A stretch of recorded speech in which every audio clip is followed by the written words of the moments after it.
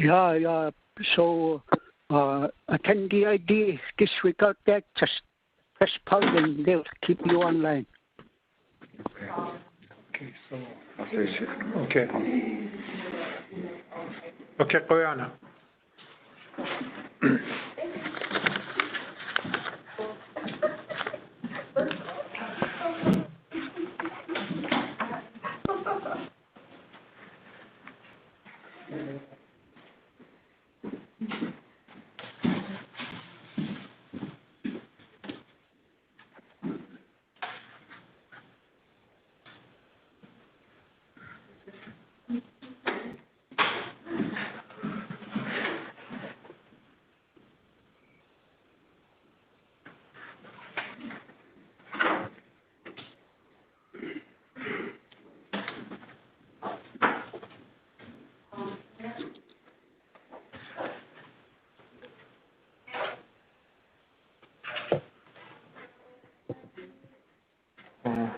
Some of these people, I wonder if she's trying to call in. I better call her back. Annie P.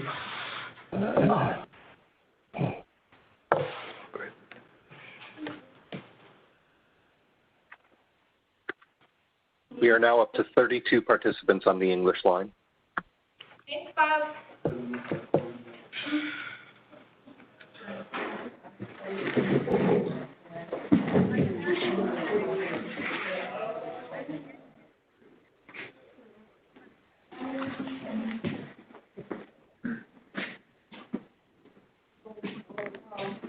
Just a voice message from Annie P. She says she can't get through. She keeps getting cut off. Can you give me her number?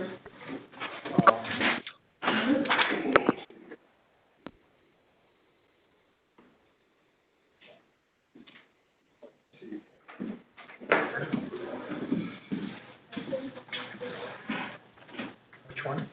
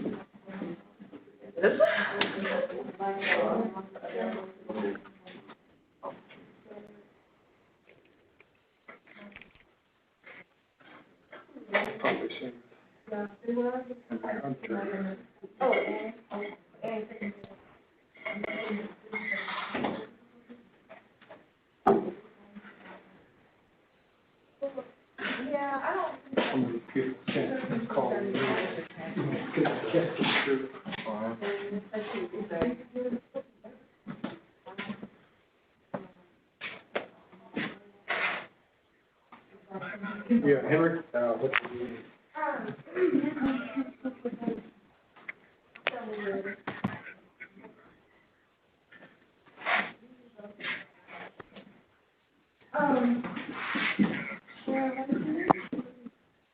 Oh, let's see. Henry needs a number to call, his number. Oh, Henry. Yeah.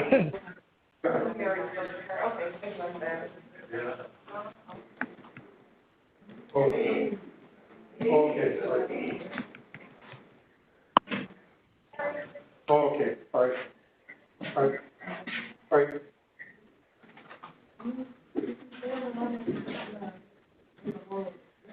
Henry Hunter's trying to call in, but she's gonna go to the office up there. I forgot to give them the PIN number. Okay. Thank you, good.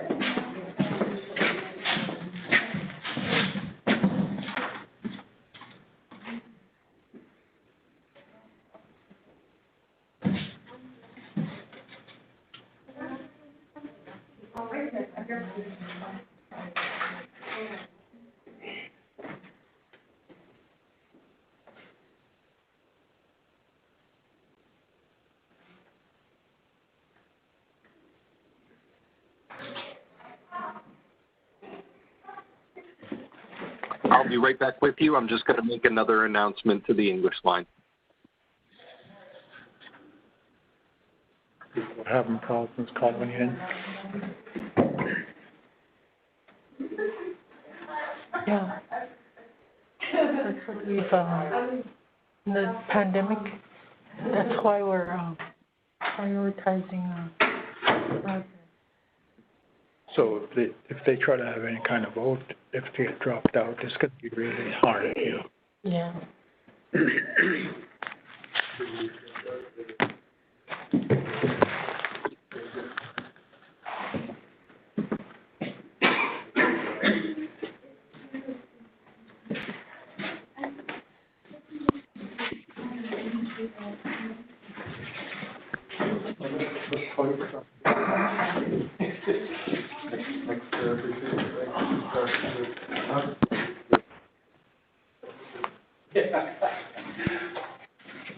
Okay, I am back. I went ahead and made that announcement to your line. We are now we're still at 32 participants.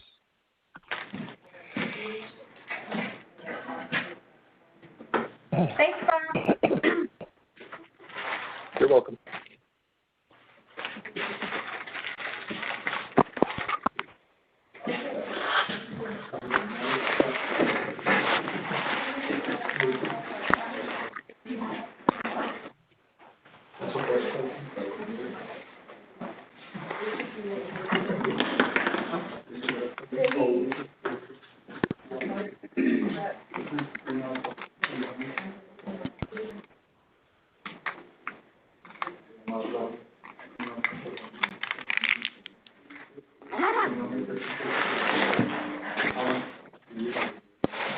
And just a quick reminder to all of our speakers who are dialed into the speaker line, please make sure that you mute your own devices on your end, since I will not be muting you.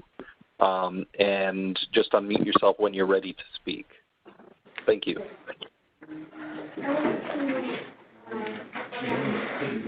On which Charlotte, I think I changed.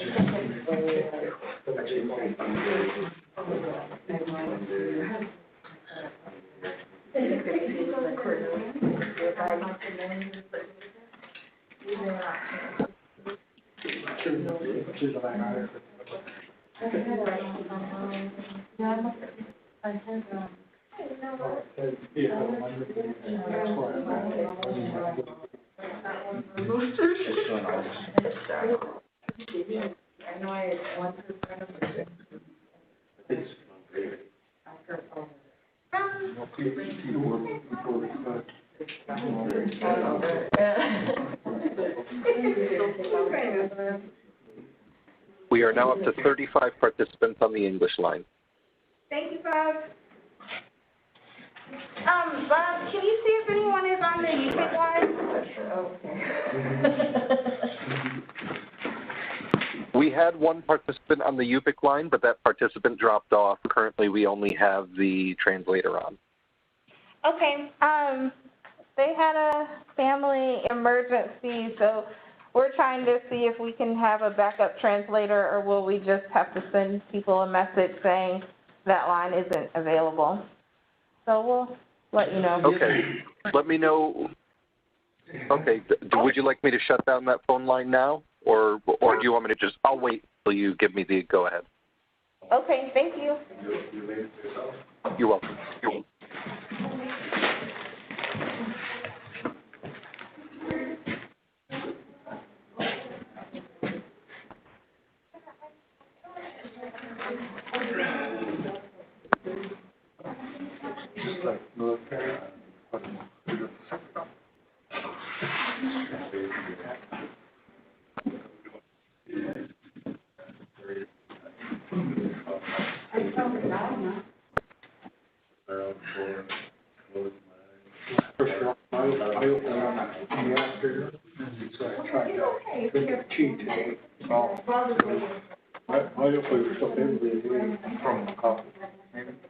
I'm drinking half cap, though, it shouldn't bother.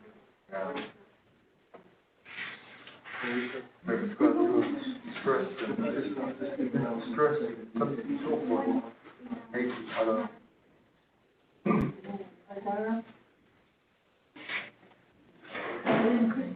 to be really bad for my heart surgery.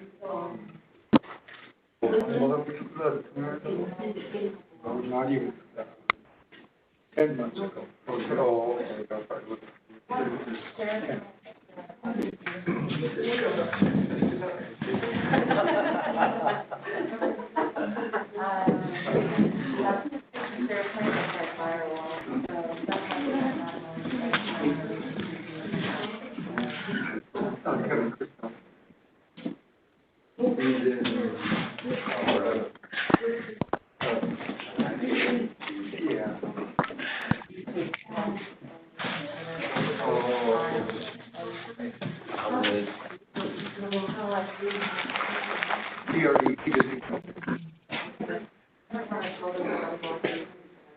Oh, very hard with all the number of tribes, you know, to try to get everybody to call. Well, I was kind of admiring those lights for like work. Yeah, sometimes I wonder how long I'm gonna be wearing masks. Kids always ask me when I give somebody a ride, did you wear your mask?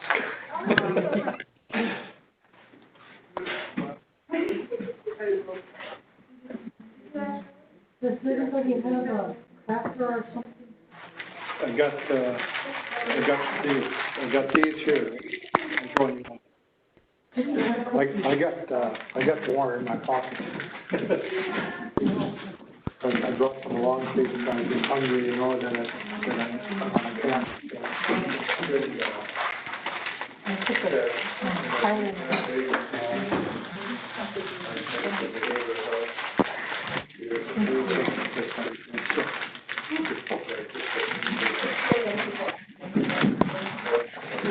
That goes from front load pressure and that way. My pump, that's no fun.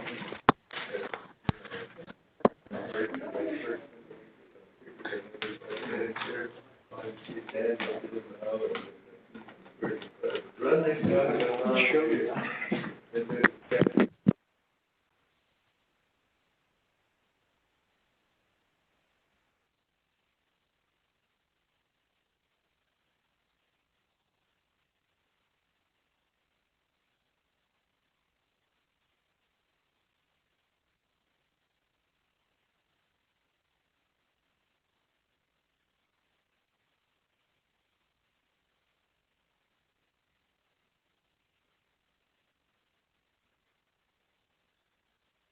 Hello?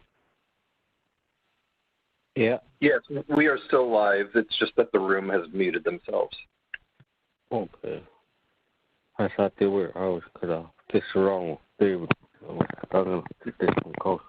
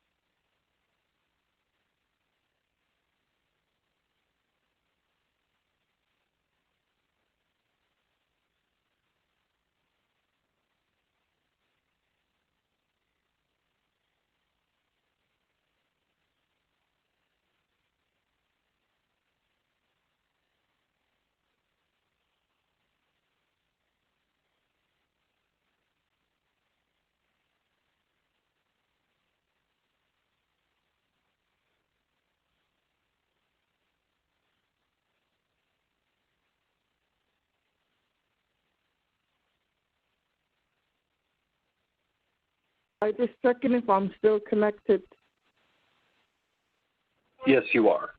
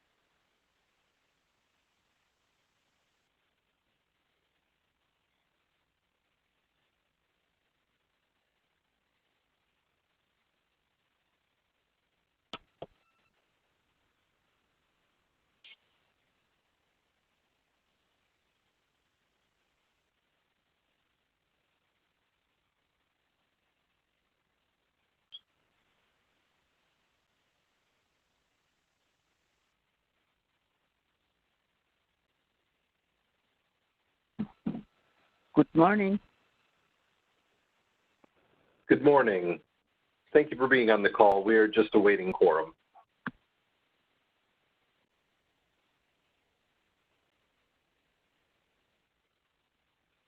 As an update, we are now up to 33 participants on the English line. Thanks, Bob. This is Joy. At 9:15, we'll just start with whoever we have, and if we don't make quorum, we'll continue as a information meeting. So, just Okay, thank you very much. Okay, thank you. Okay.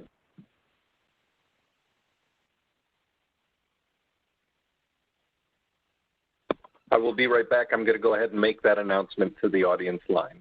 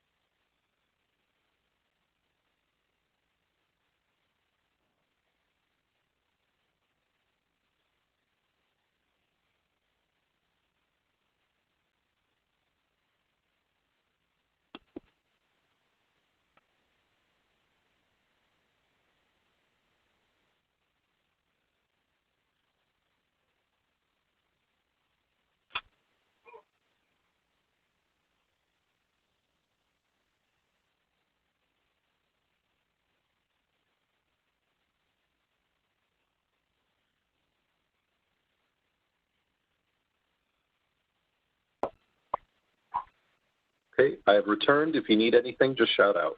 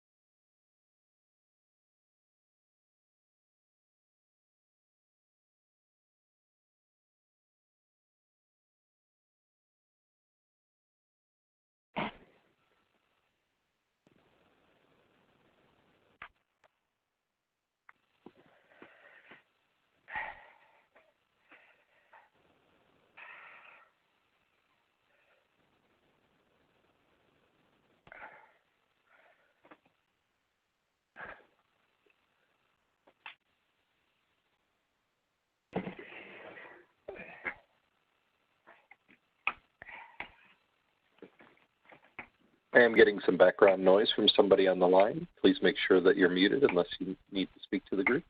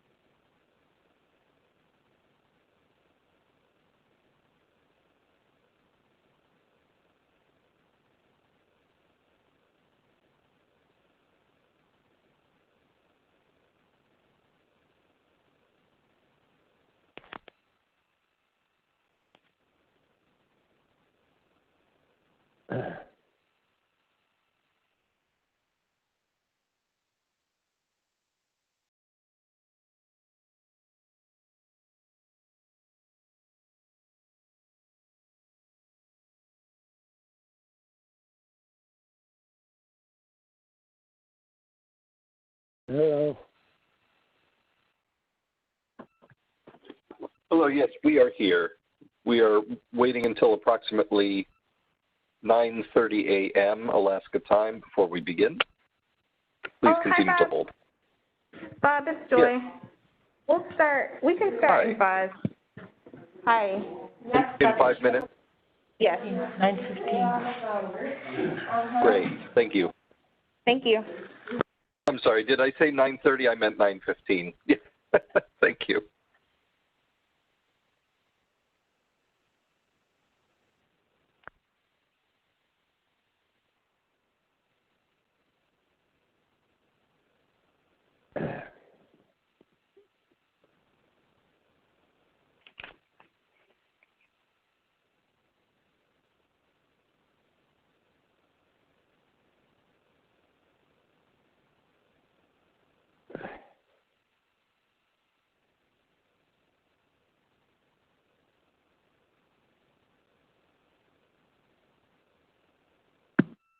And Joy, would you like for me to shut down that phone line at this time, the additional phone line?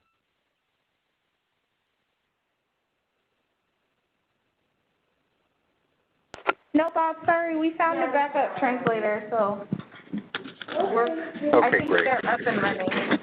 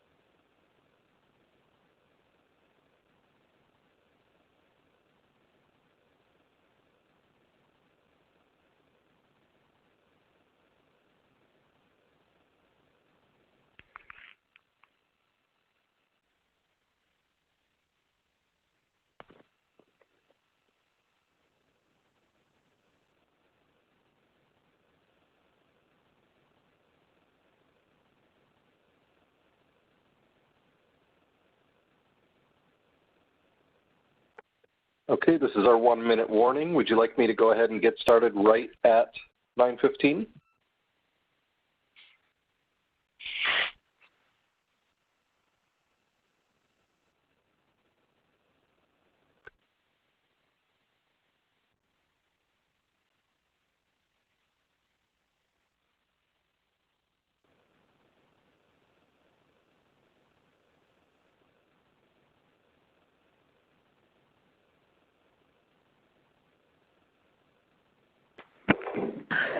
Okay, Bob, we're ready. Fantastic. If you could just give me a few seconds, I'll go ahead and open the lines, and when you hear me begin the introduction, you'll know we're live.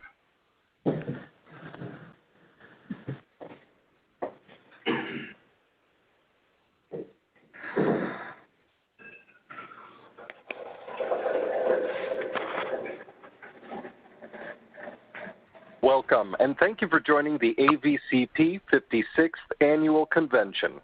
Before we begin, please ensure that you have opened the WebEx participant and chat panels by using the associated icons located on your screen.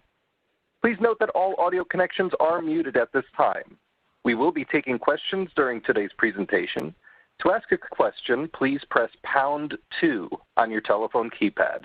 You will then hear a notification when your line is unmuted and you may state your question. If you require any technical assistance, please send a chat to the web conference assistant. With that, I'd like to turn the conference over to our speakers.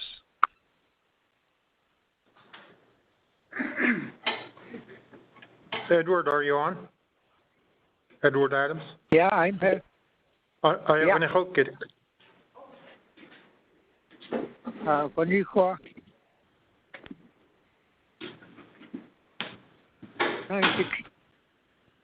Aukaluku AVCP 56th Annual Convention now will start.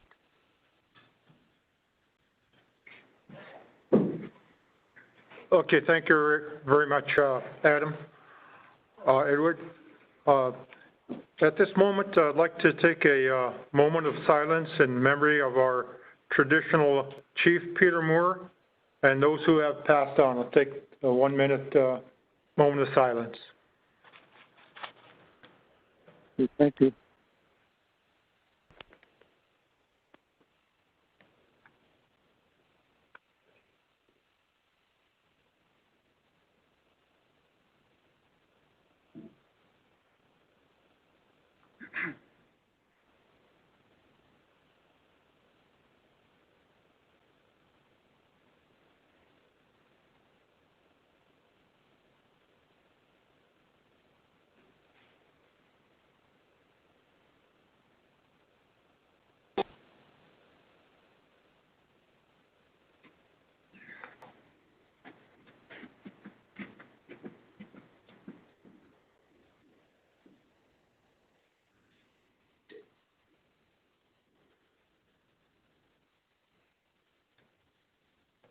Okay, thank you. There's one thing I would like to say about our traditional chief, Peter Moore, that passed on. I'd like to thank him for the many years of service that you've given to us and to AVCP and to the people of Delta. Thank you for sharing with us the many words of wisdom, to the testimonies you have given us, which helped us in making our decisions. It is always hard to lose an elder, especially with all the knowledge they accumulated through all their years. But it is with their sharing of the knowledge and wisdom they have gained that we have become richer in our lives. So it is not loss, but gained by others who have not experienced it through trial and error. Every one of us has gained in some way this knowledge as we sit alone or in doing something, a thought comes into our minds about something that was said to us by an elder. And for some reason, that word, even after many years have passed, is still with us. Also, thank you to his family for having shared Peter with us, for we have also gained through our experience with him some of his knowledge. He will truly be missed. Also, I'd like to thank our second traditional chief, Edward Adams Sr., for taking on the role as the first traditional chief for AVCP upon the passing of Peter Moore. Thank you very much. Adam, we'll go on down to the invocation. Thank you. Nakuniko Tiumka. Tiumkiluku. Samuel Koyaluku. Maaspak. Manamani Kiluku. Unguwasimnik. Tautu. Unukonia. Yakabut. Ikayu kasuksu takwani. Kaigabut. Ipim start by. Terminaksu. At it's a muck of 22 like a 20, ilaw straight honey. The guy connect some yon Kaiga good. So I self to Tasumana. That lack about Taknara Putta. Tang Woughton Ringlamta. And later on me to Kunluki. Katoksuta Konia, Umia Sutnaksuta Konia. Okay,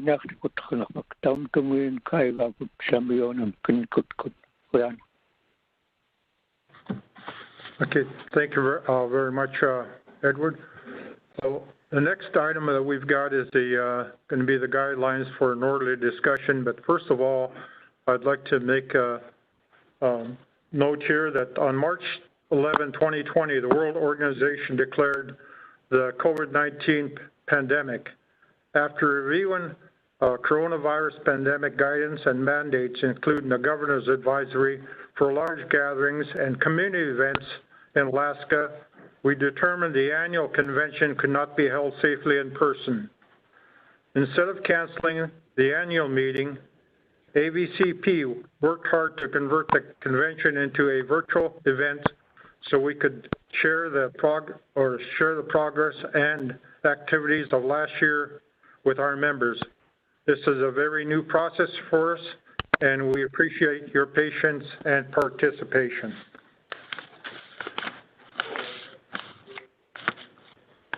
And next is going to be the guidelines for orderly discussion. I'll go ahead and go through the guidelines. 1, only the 56 delegates will be recognized to speak. Please state your name and the tribe you represent before making your comment. 2, delegates may speak on the topic being discussed and speak clearly when you speak.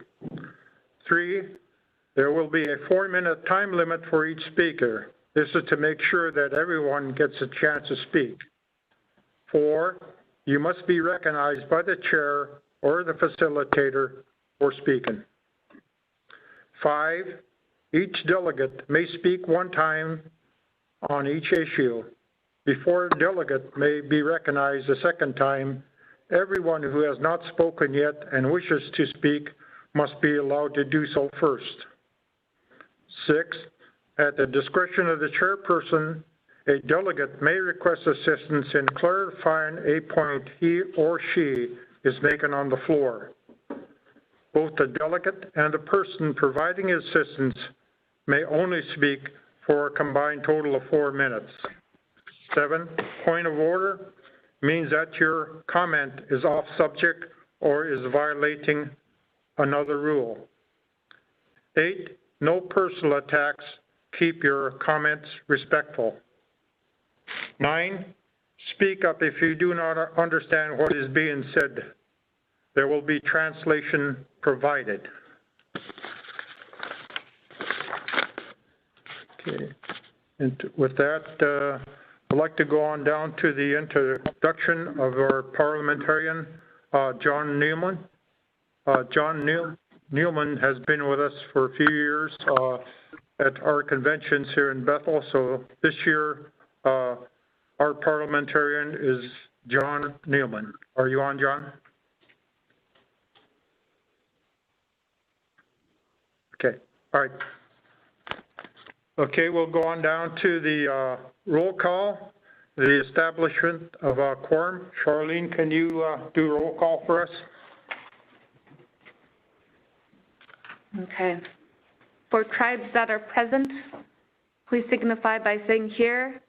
First one is Akgatchok.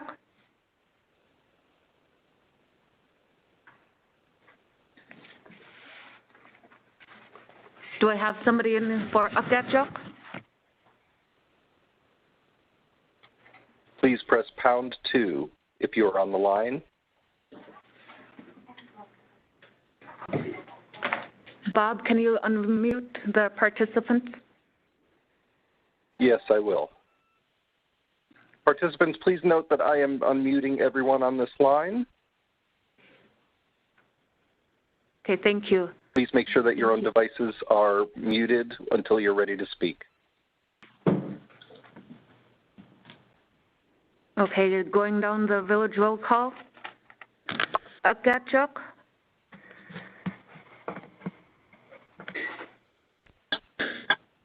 Is there anybody from Akgatchok? Akiak? Here. Thank you.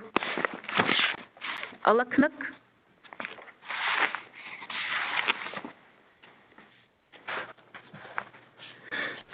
I'm sorry, I'm still unmuting participants. Just a moment.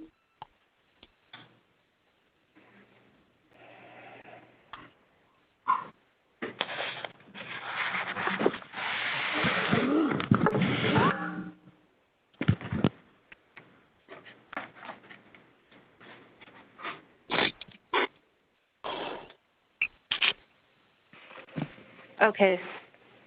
Bob, is it ready? Yes, go ahead. Okay. Next village is Alaknuk.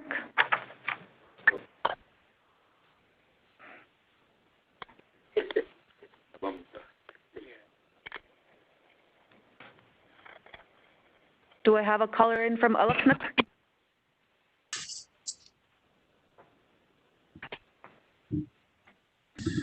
Algachik? Here. Okay, Algachik?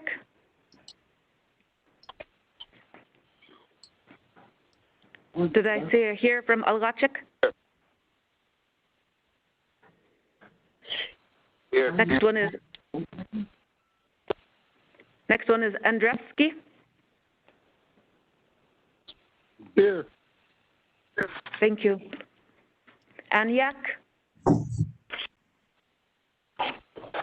This is Wayne Morgan, present. Thank you. Asatja Rasmut?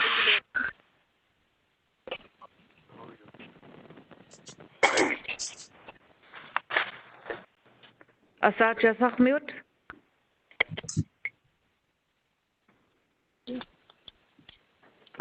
Yes. Thank you. Atmosha? Here. Thank you. Bill Morslu?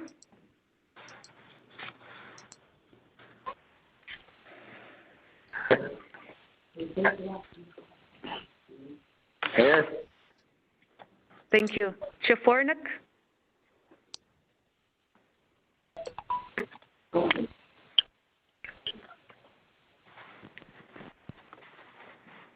Chefornik?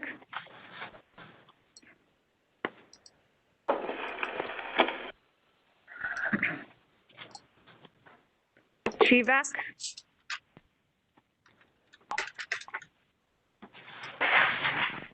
Yes, here, Chivak. Thank you. Chuakbalak?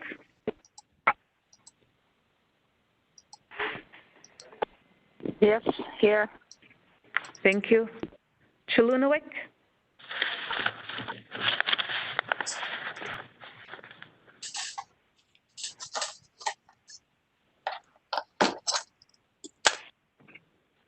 Chilunawik, are you on the line?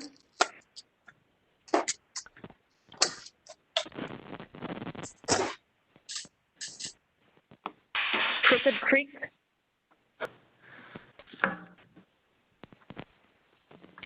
Crooked Creek?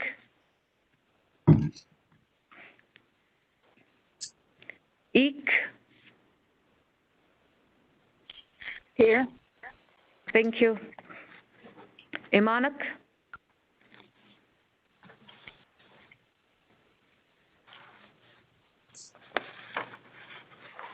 Is Imanak on the line?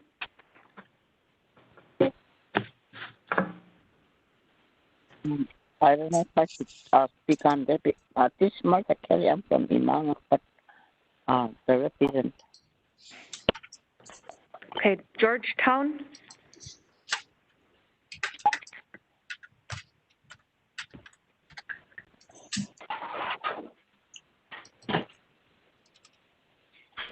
Is Georgetown on the line?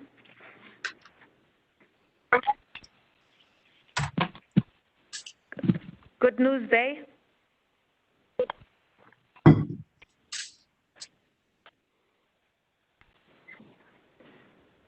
Good News Bay?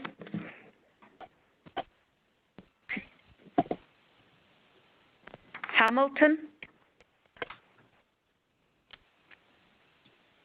Here. Thank you. Cooper Bay? Here. Thank you. Igormut?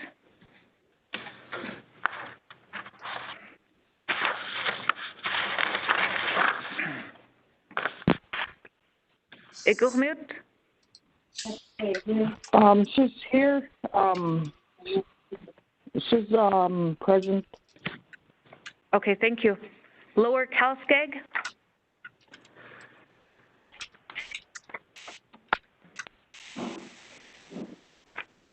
Here. Thank you. Upper Calskag. Here. Upper Calskag. Here. Thank you. Kasigluk. Here. Kipnuk. Hear me? Is there anybody from Kipnuk?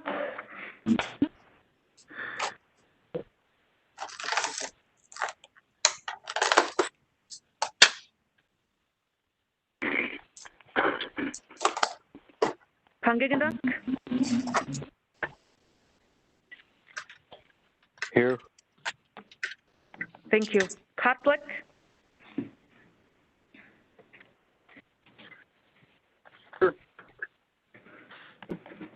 Kuisluk?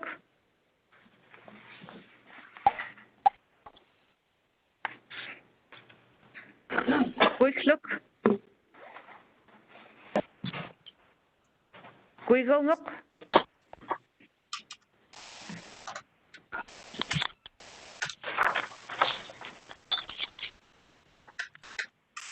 Kuigalnuk?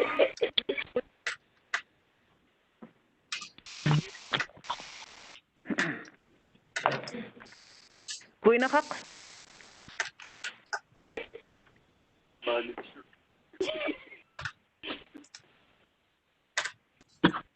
Have a caller in from Guinakak?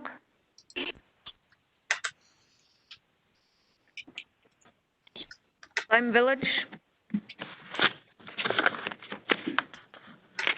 Lime Village? Marshall?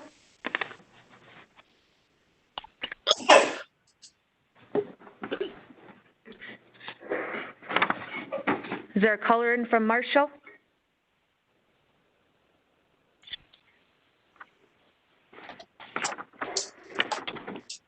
Macquariak?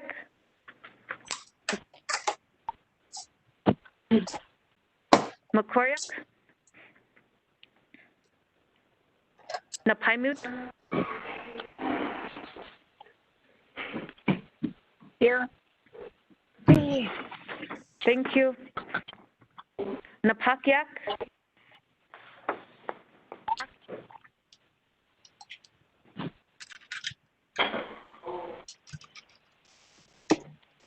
Is there somebody on the line for Napakiak?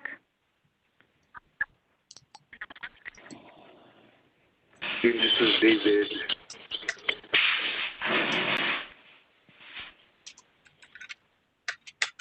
Was that a caller from Napakiak? Hello, can you hear me? Okay. Yes, this is David. Okay, thank you. Nabaskak?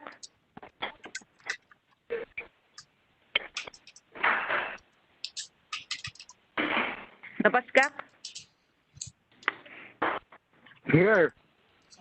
Okay, thank you. New Talk?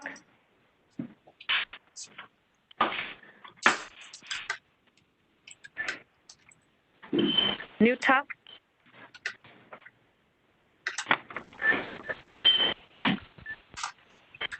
Night Mute?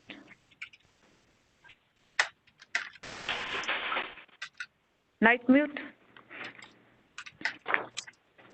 Nunam Iqa? Yeah. Thank you. Nunakayak? Nunakayak?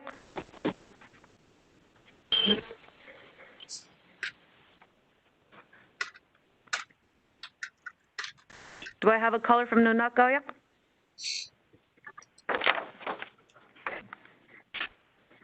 Okay, next one. Nunapichak?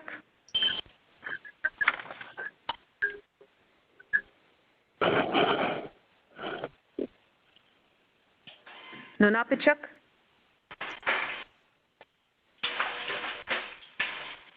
Ohagamute?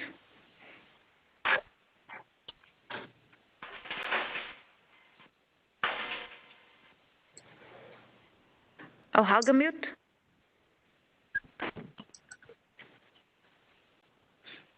Hello. Are you calling in from Ohagamute?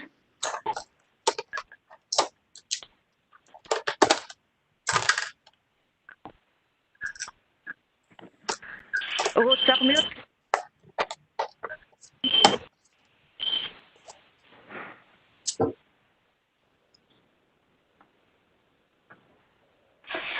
The caller from Ugutak mute. ONC. Here. Thank you. You hear me? Oscarville? Yeah, I heard you. Next tribe is Oscarville.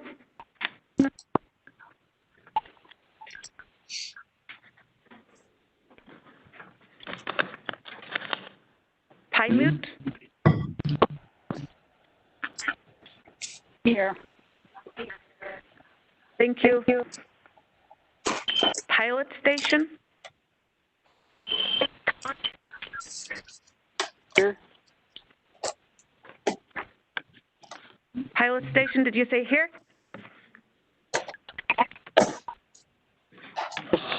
Here. Okay. Pitka's Point.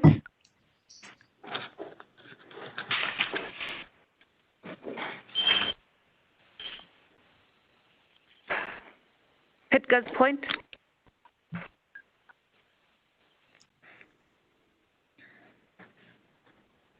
Platinum.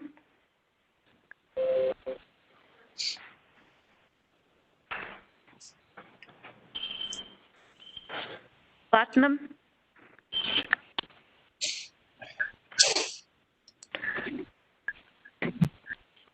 Red Devil.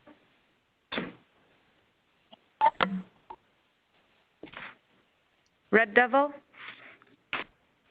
Hello? Gammon This is Bay. Platinum. I keep getting cut off. Oh, Platinum? Okay, thank you. Gammon Bay.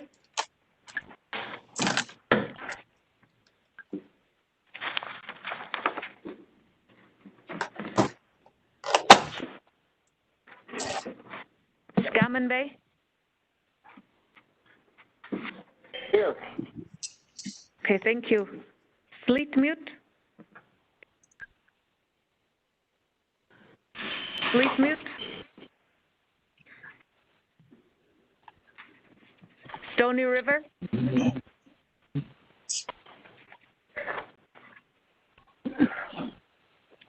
Tuluksak.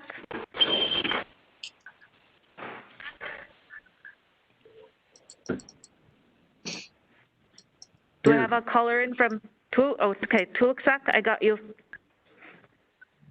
Tuntutulyak. Here. Thank you. Tununak.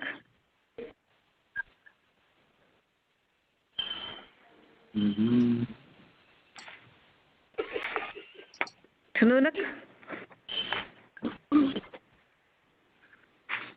Gumute. Here.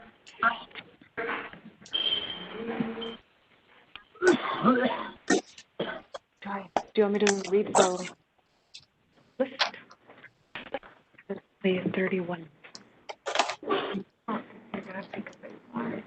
I'm not sure. Georgetown is here.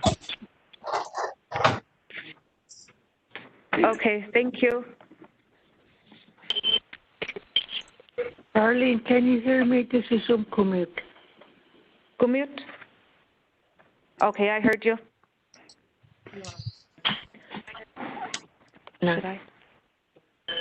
Okay, I'm going to call the tribes that said they're present, just to, like, make sure we have everybody.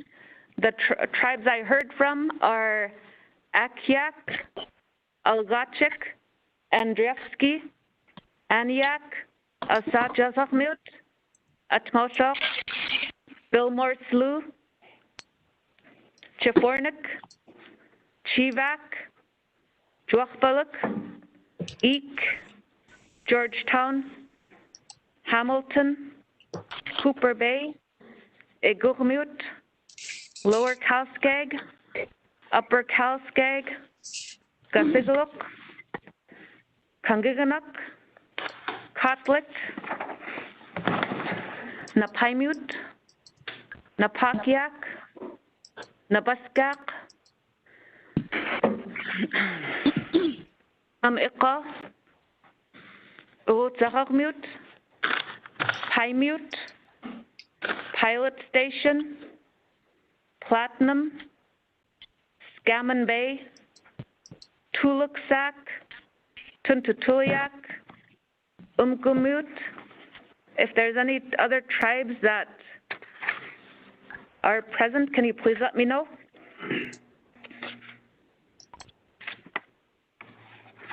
Good morning, Alakanak is here. Alakanak, okay.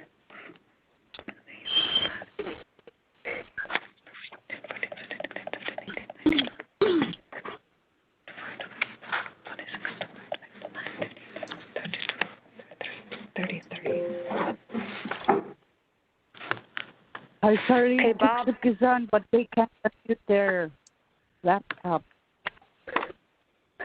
Okay, Nunakoyak? Yes. 34. Okay, Bob, thank you. Can you please mute the participants? We have 34 tribes on the call. I will do that. Thank you. Okay, informational. Okay, this Thad Tickune, at this time, we needed a quorum of 38 tribes to have quorum. At this time, we have 34.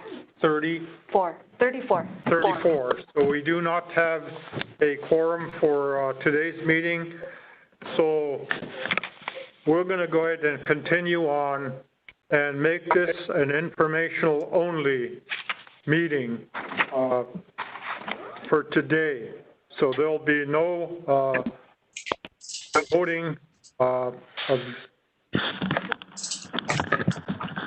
the agenda, and also the October 2019 annual convention minutes will be approved next year if we do have quorum.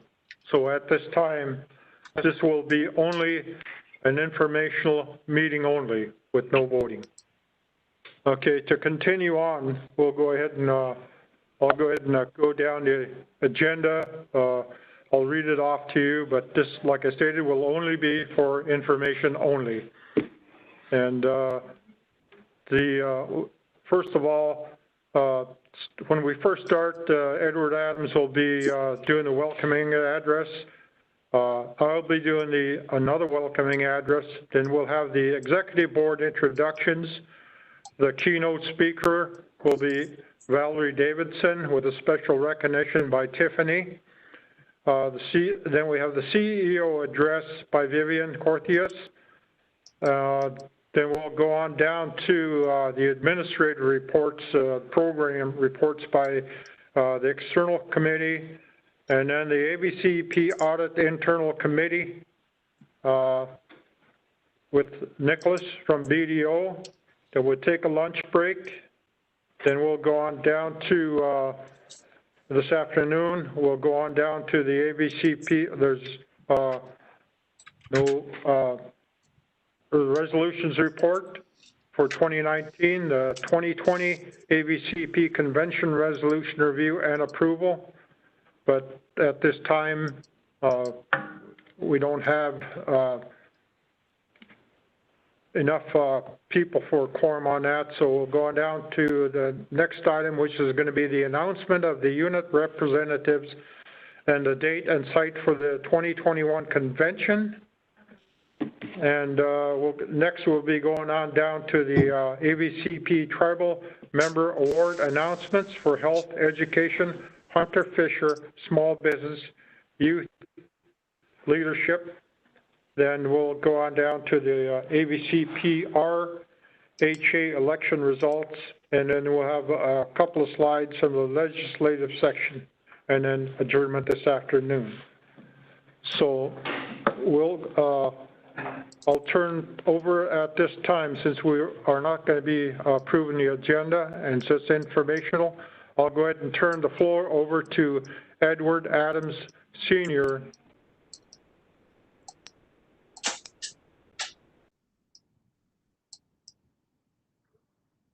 The floor is yours.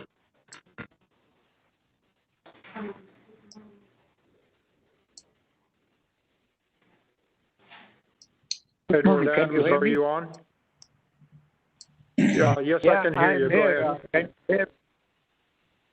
Yeah, I would like to welcome everyone who is participating today for this annual AVCP 56th annual AVCP convention.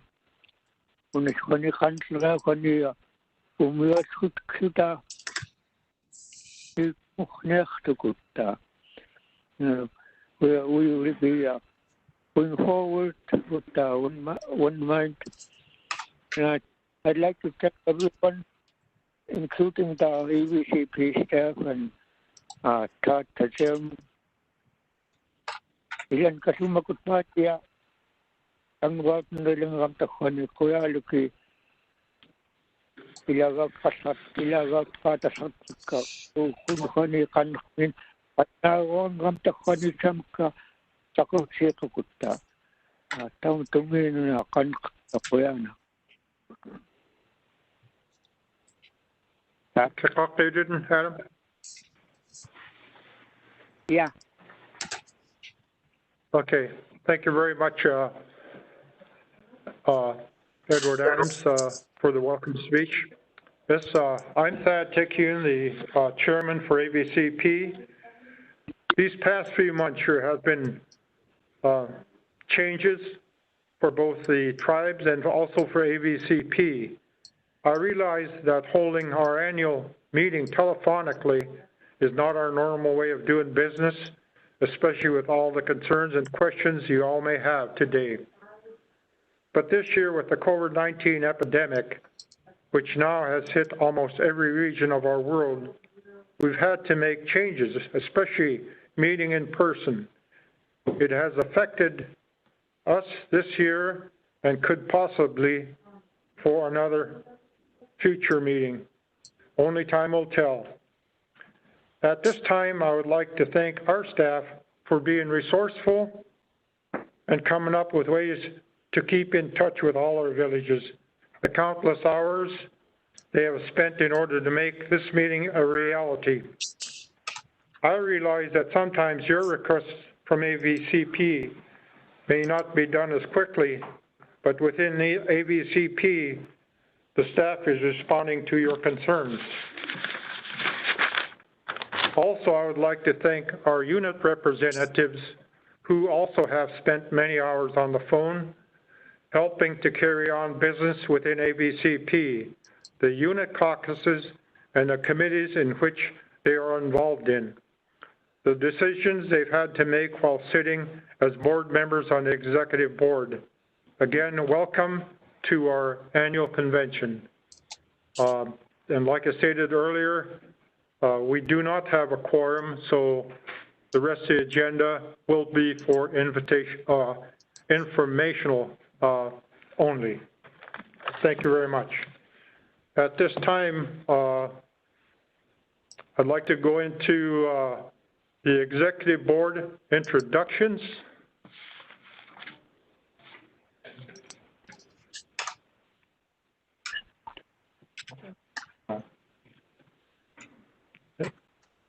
And these are being presented on the screen for everyone.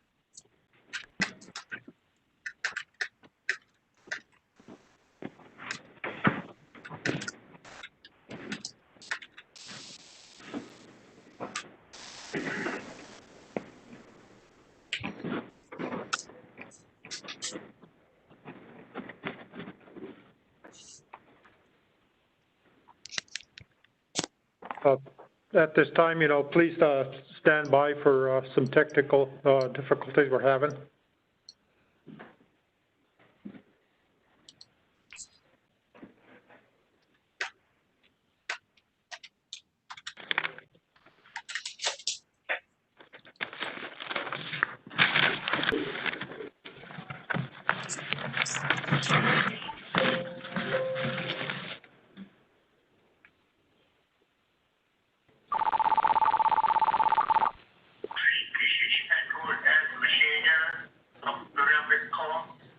I am Commissioner Chief of AVCP.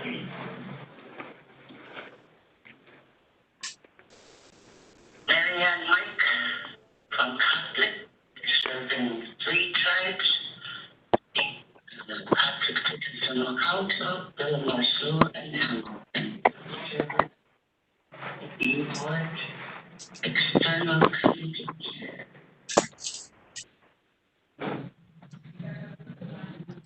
My name is Scott Peck from Mount Village. I serve Adar Point and Deputy of Rochester. I am the Executive Board Secretary. Hello, everyone. It's Julia Doris, Tribal President from Calsgate, serving Unit 3, Aniak, Tawaha, Crooked Creek, Georgetown, Lime Village, Lower Calsgate, the Pinute, Red Devil, Upper Calsgate, Fleetmute, and Stony River. Also serve as the Governance Committee Chair and member of the Resolutions Committee. Joseph here at Carolina, which consists of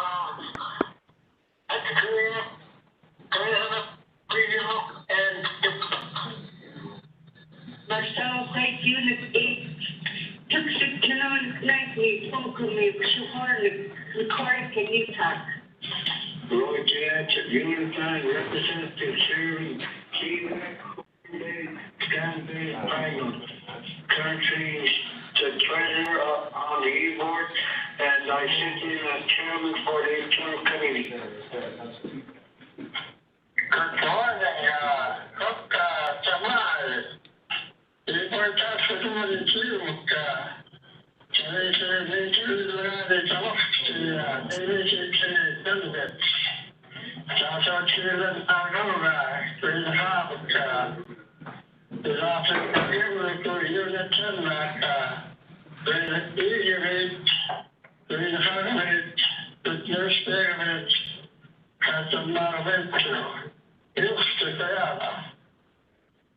My name is Robert Hoffman. I represent Unit 11, the Ujalamed tribe. Good morning, Christina Chainsack, Unit 12, Russian Mission, Ohog, Marshall, and Pilot Station. Martha Kelly, Unit 13, representing Imam Alam and Tilu. And I'm President Jr., the chairperson of the executive board of AVCP, and I sit on all the committees of the AVCP.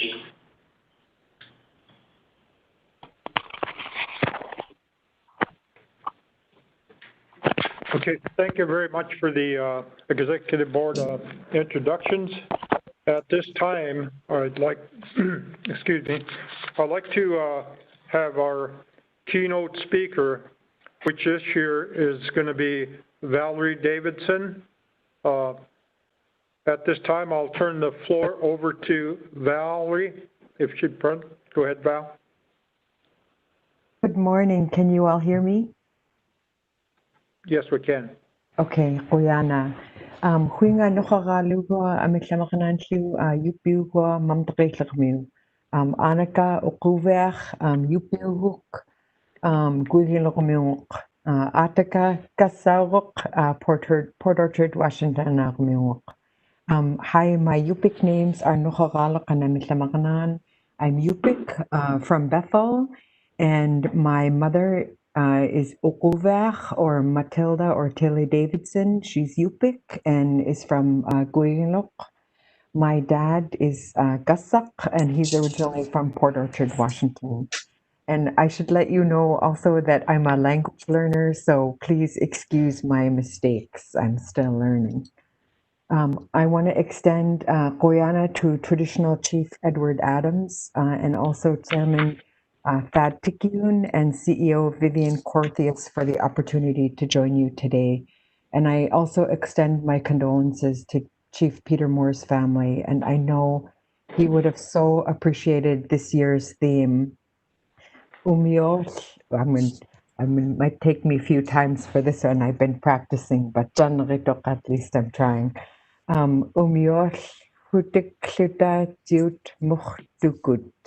We are moving forward in unity is a very, very appropriate theme this year.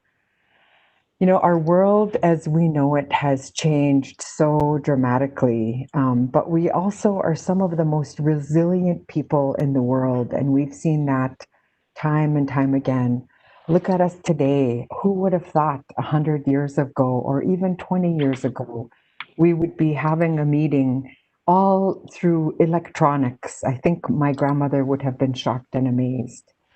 And it reminds me that, you know, no matter what happens in our world, people will do the most amazing things under the most impossible of conditions as long as we have the right reasons.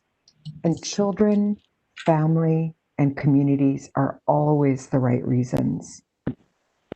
You know, when I was small growing up, my grandmother, Dawalok, the late Annie David, she was originally from Qinak, taught me a very valuable lesson that has served me really well as I've moved forward, both in my personal life as well as in my career.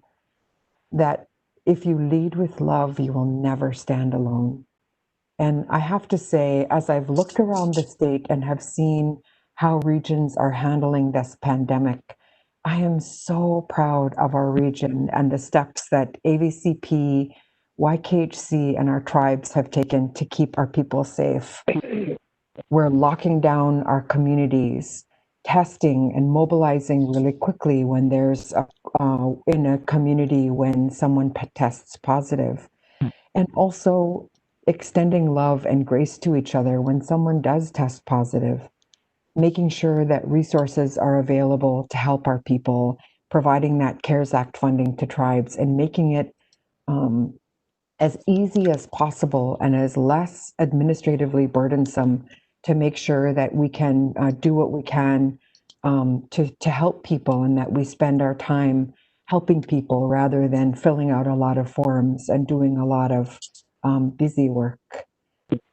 But as we move forward, I just want to remind everybody, and you know this already, and I don't want to sound like I'm preaching or anything like that. I've learned that it's so important in this time, and our region does this so well. We extend grace with each other. We are kind to each other, and we are good to each other. And that's especially true when something like a global pandemic is happening. And I've seen people reach out to others to make sure that they have what they need, even in times when sometimes people are worried about silly things like, do they have enough toilet paper? I mean, is toilet paper really the priority? No. And so funny things like that happen, and we just sort of shake our head, but we make sure everybody has toilet paper. And that, you know, sometimes you have to do something because it's hard, and it feels like that's where we are. And I know that every one of you is reaching out to your family members and your community members and tribal members to make sure that people have what they need, not only their physical needs, but also their emotional needs. How are people doing? How are people feeling? One example of people doing something because it's hard is when 182 tribes signed the Alaska Tribal Child Welfare Compact a few years ago. And I was so proud that when the state was ready to do that, that AVCP was one of the first tribal organizations who came forward and said, yes, we're going to do this for our children. We're going to do this for our families, and we're going to do this for our communities, because investing in our children and our families and communities is always a good idea. And I know that you do that every day. I was on a phone call the other day, a video conference with someone from what my mom still calls the United States of America. And we were talking about the needs of tribes. And I reminded people that, I know that you've been talking with people who are like the mayor of New York City and the mayor of Washington, D.C., and the mayor of et cetera.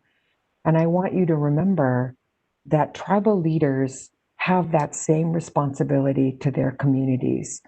A tribal chairman, a tribal chief has the same responsibility to their community that the mayor of New York City has to all of the people who live in New York. But our tribes don't have anywhere near the resources that the mayor of New York has. And if that isn't happening, we need to change that. And so I know in the big world of news and all of that is happening, I want you to know that we see you and we know the work that you're doing on behalf of our people. And I hope that as you're sending students off to college to consider higher education, and I know the great resources that you provide to college students, that you also call them and make sure that they're okay, that they're attending classes. And it's such a strange time for college students too, because we're all doing it online, and it can be a really isolating experience. And it's important to consider where you send your students carefully too. And as you do that, I know that you have lots of choices, and I hope you will also consider Alaska Pacific University. We're a small Alaska Native serving institution, and we have 500 students. And when you send your students to us, it's hard for them to get lost. They have to work really hard for us to get lost. If you'd like to learn more about our programs, you can visit our website at alaskapacific.edu. And we would love to be able to have conversations about how we can work together to make sure that our communities have what they need to make it through this pandemic and whatever our world is going to look like afterwards. And speaking of things that are challenging and hard, Hoyana, to all of you who have done your part to make sure that people are filling out the census, that you're going door to door and reminding your family members. Seem like every time I talk to one of my family members these days, they'll stop me and say, yeah, I know, I already talked to 3 people about filling out the census and they did it, they got it done. And that's kind of what it takes. Not only encouraging people, but also sometimes maybe even nunuking people, and that's okay. And reminding people, like my grandmother taught me, sometimes we nunuk you because we love you. And that's, kind of at the point where we are with the census. And I know you're running behind in your meeting today, but so I'll keep my comments brief. But I just wanted to say again, Guyana, for the incredible work that you do on behalf of our people. We see it, we feel it, and it makes such a difference to us as individuals, to our families, and our community members. So, Guyana. And Guyana also for the beautiful kaspak that I'm wearing today. I love it. I wear a kaspak every day in my work. So, Guyana. Do I? On behalf of AVCP, we'd like to thank Val for being our keynote speaker. To show our appreciation, we have gifted Val with a blue kaspak. Thank you, Val, for using your kaspak today. And I'd like to go on down to the special recognition, which is going to be presented by Tiffany Zukolski. Tiffany, if you're on. Go. Hi, I hope you can hear me. Can you hear me okay? Yes, Great. we can. Great. I just want to take a moment to say Goyana Nuchagaluk for your keynote address this morning, but even more for your tireless advocacy on behalf of the Yukon-Kuskokwim Delta, rural Alaska, on behalf of Alaska Native people, and our state as a whole. You exemplify so well your family values of leading with love and compassion and kindness. but also incredible strength and grit and determination. I have been so privileged to watch you in action in front of political adversaries, to fight with grace, to not be persuaded, and to hold your ground and really fight on behalf of your people, our people, and the whole state as a whole, this place that we love. I was proud, along with Senator Hoffman, to be a prime sponsor of a legislative citation acknowledging your accomplishments as Alaska's Lieutenant Governor, as the Commissioner of Health and Social Services, but also as a warrior for tribal health and Alaska Native people. And I sponsored that as the House District 38 representative in the 2019 session. I'm proud to join with the Association of Village Council Presidents to present that with you today as a token of our appreciation for the life and the work and the fight that you have given to Alaska Native people. Oyana, we love you, we appreciate you, and we're so grateful for all that you do for us. Oyana, Representative Zolkowski, can everybody hear me okay? Yes, we can. Okay, Oyana. Oyana, Representative Zolkowski, and also Senator Hoffman and AVCP for that really kind recognition. And I just want to say that also Guyana for this incredible region for raising us. It's not easy because sometimes we're somehow, and I can be stubborn, I know sometimes too. And for all of you who have taken the time to correct me and to set me straight when I go off, when I'm doing something that I'm not supposed to, I'm doing something or saying something that's not right. Guyana, to all of you for your incredible work on behalf of our people. And I'm so proud to stand with you in this work, Guyana. And I just wanted to also say,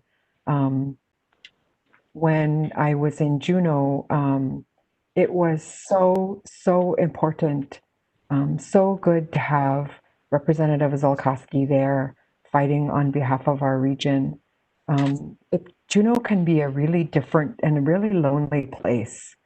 There's so much rain, and when we're trying to understand and explain to people why healthcare is important, why TANF is important, and why all of these services are important for our people, to be continually asked or to be continually confronted by people who say, well, your people choose to live there, which is so incredibly offensive. We don't, that this isn't what it's about. We live here because we're from here. You choose to live in Juneau to all those other folks. And maybe I'm getting a little bit off track here, but I just wanted to extend appreciation to Representative Zolkowski, to Senator Hoffman, and to everyone who comes to Juneau to be able to show our need and to showcase that we are still here and we are thriving, and that we expect and we deserve support for our people. With that, Koyana Doi. Okay, again, thank you very much, Val, for being our keynote speaker, and also to Tiffany for the special recognition for Valerie. At this time, I'd like to applaud Val for the job. Well done. Thank you very much. Okay, we'll go on. Next, we'll go on down to the CEO's report. At this time, I'd like to turn the floor over to Vivian Cortius. Thank you. This is a sound check. Can you hear me okay? Okay, thank you. I've prepared a CEO address today, and there are so many things that I wanted to speak about today, but it is a written report, written address, so I'm going to proceed with it, and here we go. Good morning. welcome to the 2020 AVCP Virtual Annual Convention. Welcome to our Executive Board members, tribal delegates, guest speakers, staff, and observers. I would like to extend a special thank you to Val Davidson for all the work she has done for the Alaska Native community, including her home region, the Yukon-Kuskokwim Delta. My name is Vivian Corthius. I serve as the Chief Executive Officer for AVCP. During my address today, I will touch upon three things. First, I will talk about COVID-19 pandemic. Then I will talk about the AVCP quality improvement process, and then close with comments on the strength of our region. Again, I have to say that there are so many things I wanted to speak about today, but those are the three things that I will share with you during this address. First, I'd like to talk about the COVID-19 pandemic. At the beginning of March 2020, no one anticipated that we would find ourselves in a global pandemic that has touched all of us. In March, I told my staff to lean into this crisis, and our goal is to come out the other end standing up. Thankfully, AVCP's status as a Tuahi demonstration project site prepared us to pivot our programs to a virtual environment. In little less than 2 weeks at the beginning of the pandemic, we transitioned over 90% of our staff to remote work without any interruption in services. We created a COVID-19 task force and have weekly all-staff meetings where we update all of our employees on critical information related to the pandemic. AVCP participates in all the national, statewide, and regional pandemic teleconferences. We have created a company policy addressing all the aspects of COVID-19 in the workplace to protect our employees and our organization. Most recently, we have had Dr. Ellen Hodges of YKHC join our weekly staff meetings to help answer questions from our employees as we face the threat of community spread of COVID-19 in our villages. Our villages have taken the pandemic very seriously, and we are all doing our best to address all the aspects of the pandemic. COVID-19 has underscored how important it is to continue advocating for running water in our villages, transportation, broadband, more housing, and fully funded infrastructure projects.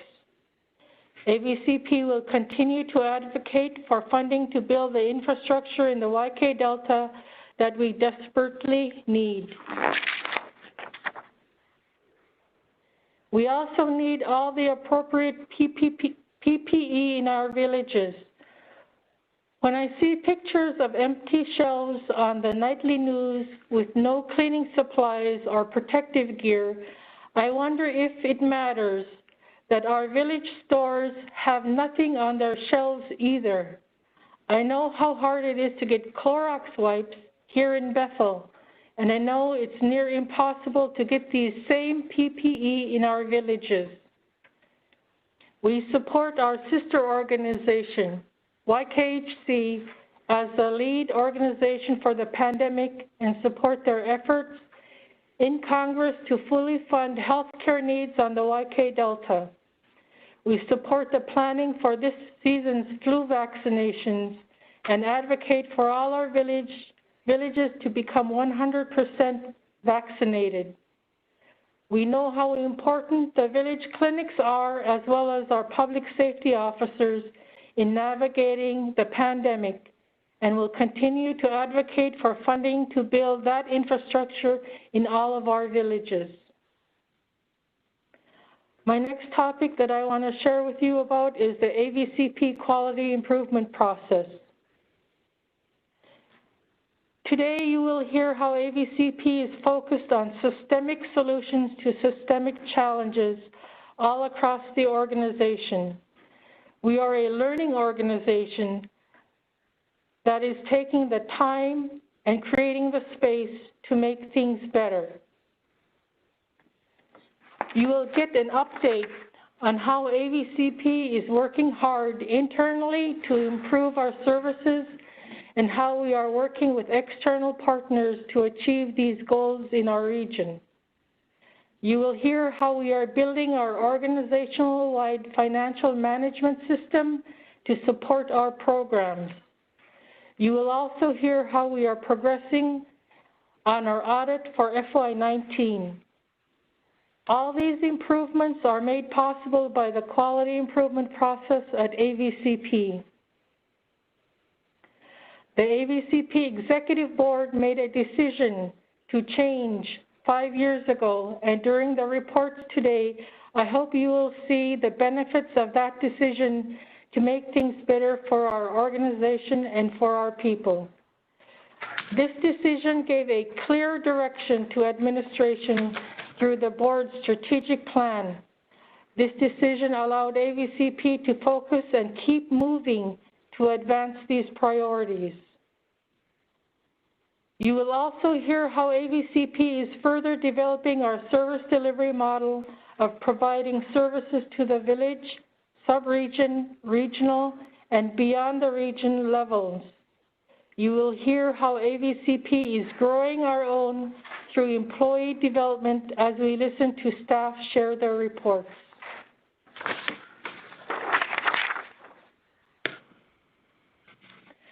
In staff meetings, I talk about how we will continue reorganizing and improving AVCP in the midst of a global pandemic and its unpredictable challenges.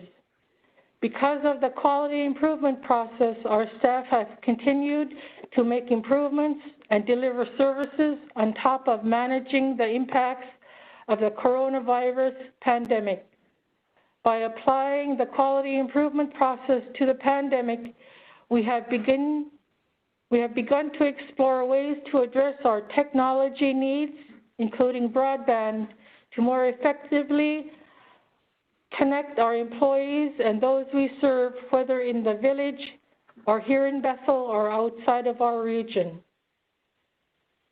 Throughout the unpredictability of the first half of this year, AVCP has continued to advocate for public safety, the region's #1 priority. To repeat what I shared last year with the U.S. Attorney General William Barr and Assistant Secretary Sweeney, and this summer with the Presidential Commission on Law Enforcement and the Administration of Justice, we are asking for nothing less and nothing more than any other community in Alaska or the United States. The changes and transitions over the past 5 years have not been easy for AVCP, but we are seeing results. Last year, I said that AVCP has really been operating at 3 different levels, 3 different layers. We deliver services while improving our processes and contribute to regional projects. Regarding the service delivery layer, we still provide services to our tribes and our clients. That has not stopped happening during this time of the pandemic. Even under COVID conditions, we've never had a break in our service delivery. Regarding our organization,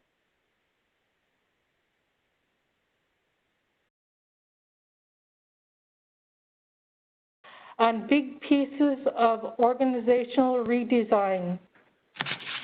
Regarding regional projects, AVCP is taking a leadership role in big projects that impact the whole region, including gathering and sharing information about COVID and the governmental relief response. AVCP's quality improvement process, the process of making things better, is the way we are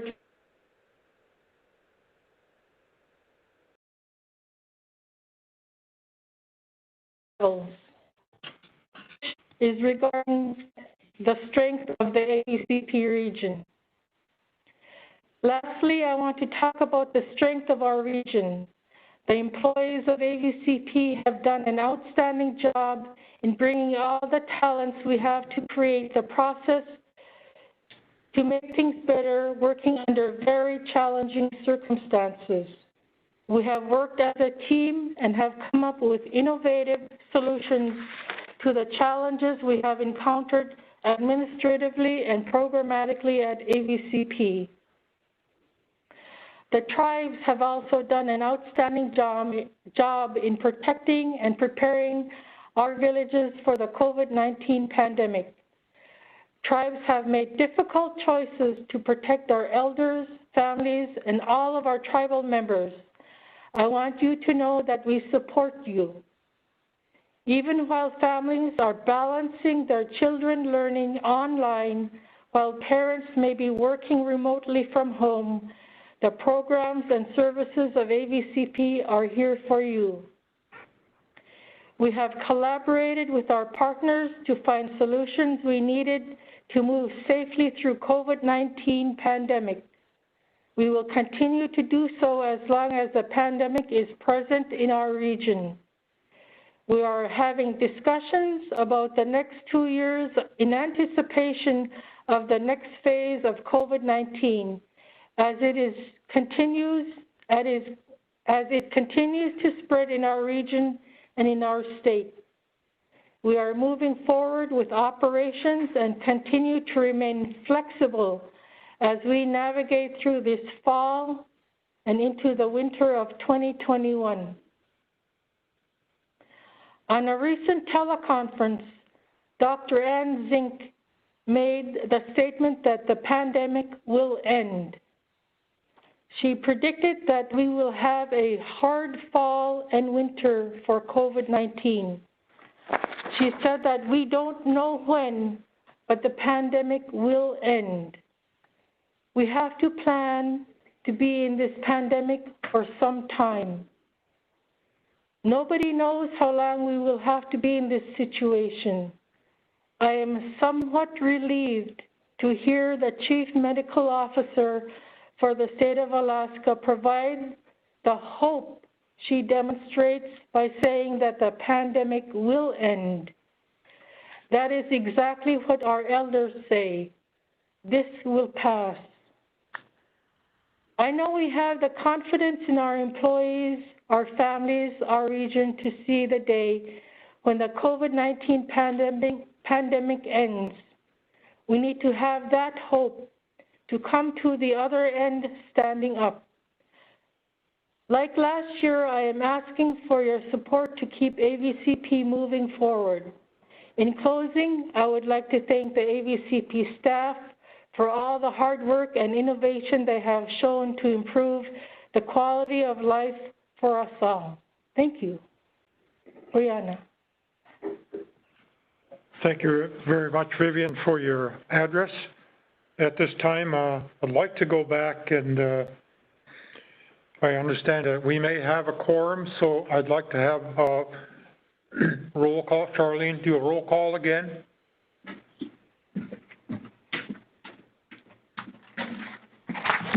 Bob, can you unmute the participants?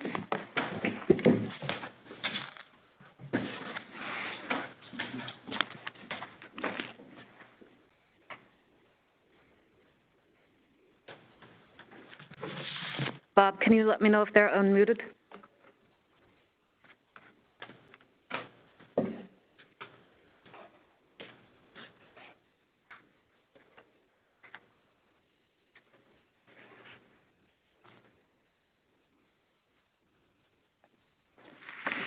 Bob, are you on the line?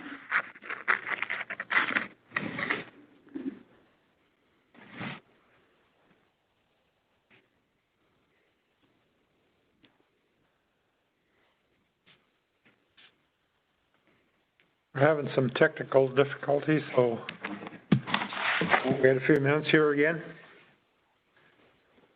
Is there anyone online right now? There's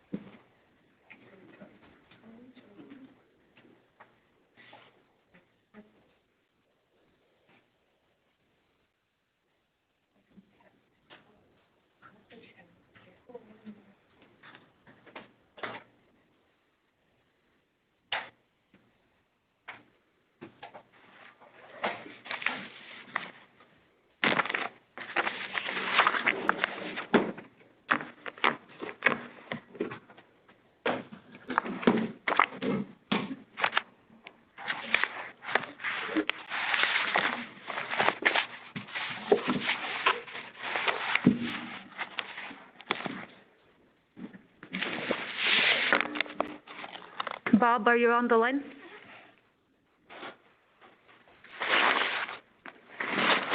Yes, I'm sorry about that. All lines are now unmuted. Okay, thank you. Okay, going on with the village roll call. Do we have a caller in from Aketchuk? Present. Thank you. Thank you. Akiak?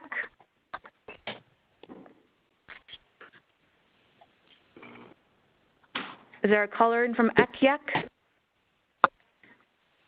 Here. Thank you. Alaknuk? Here. Thank you. Algachik? Nakiak.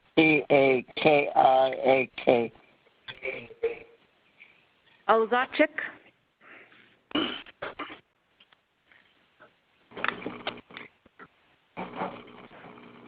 Lord.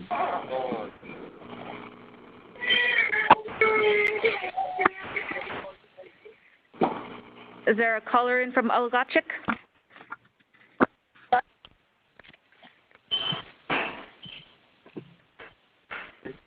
And Andrievsky?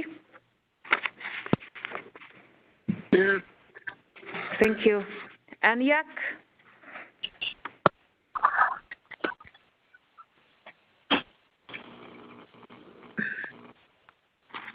Is Aniak on the line?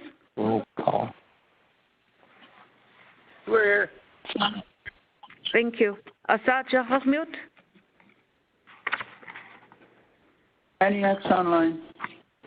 Okay, got Aniak. Do I have Asaja Hofmute?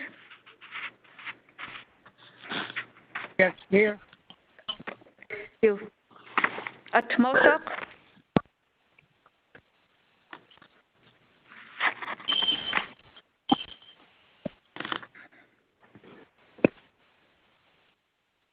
Atmosok, are you on the line?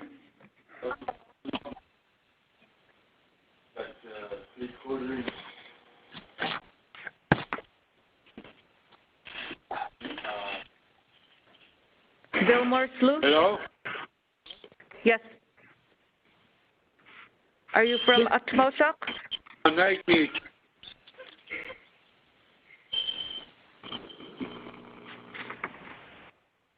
Okay, Billmore Slough?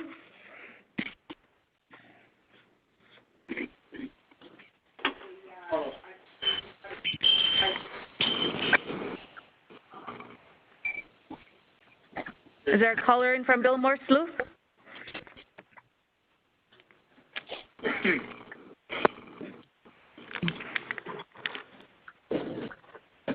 Chafornik?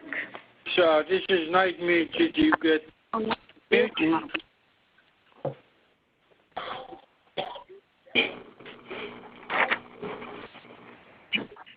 I got night mute. Do we have Atmosok? That's already never here. Okay, thank you. Billmore Slough? Okay, I heard Billmore Slough. Chafornik?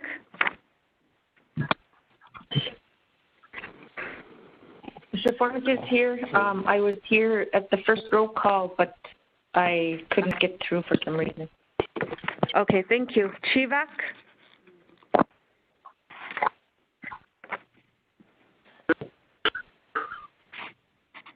Chivak? Yes, Chivak here.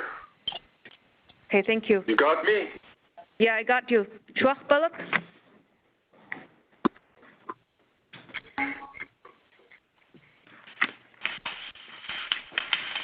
Is Chwachbaluk on the line?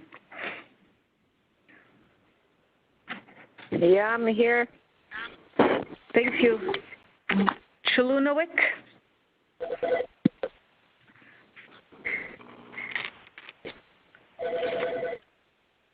Chilunawik?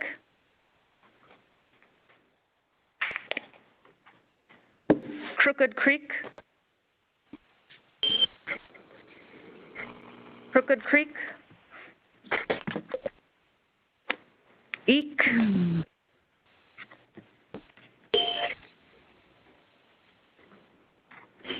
Do I have a caller in from Eek?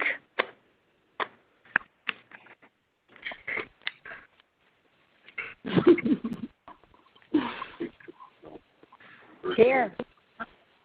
Okay, thank you. Imanik?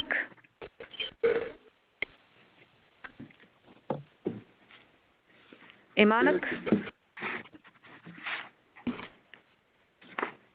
Georgetown?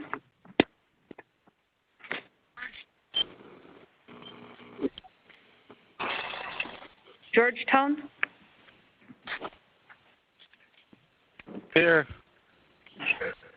Thank you. Good News Bay?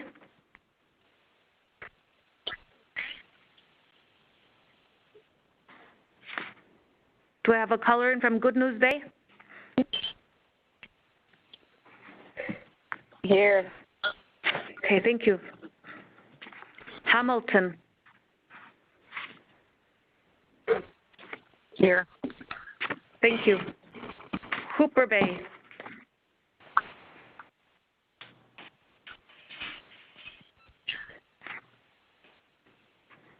Is Hooper Bay on the line?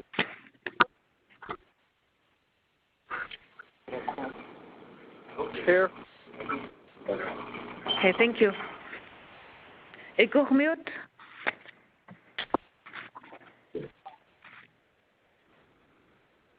Hello, can you hear me? I got you from Igormute. Lower Calskag? Here. Thank you. Upper Calskag?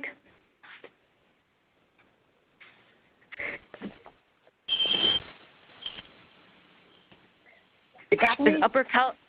Okay, I got Upper Calskag. Gassigaluk? Yeah, I'm here.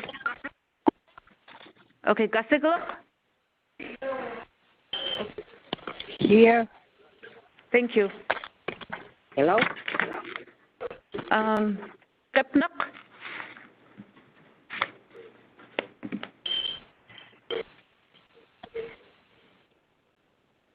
Is a caller in from Kepnuk dialed in? Igormute here. Okay, I got Igormute. Kangiganak? Here. Thank you.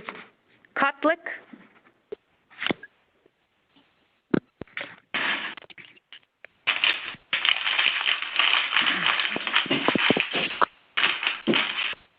Is Kotlik on the line?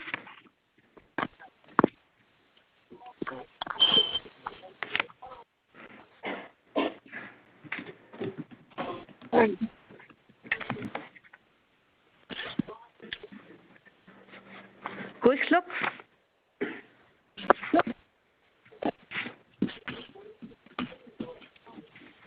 Huisluk? Huisluk?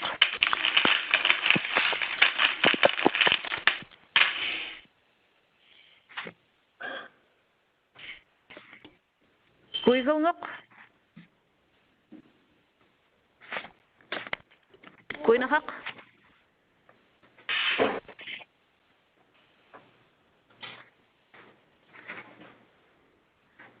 Huinahak?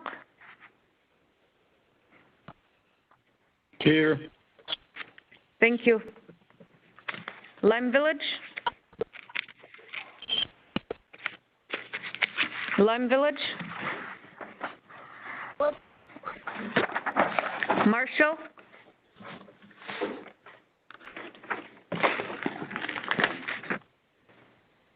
Do I have a caller in from Marshall?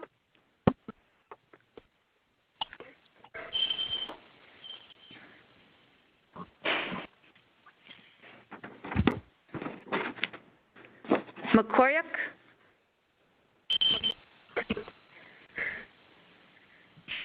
McCormick? Napaimute?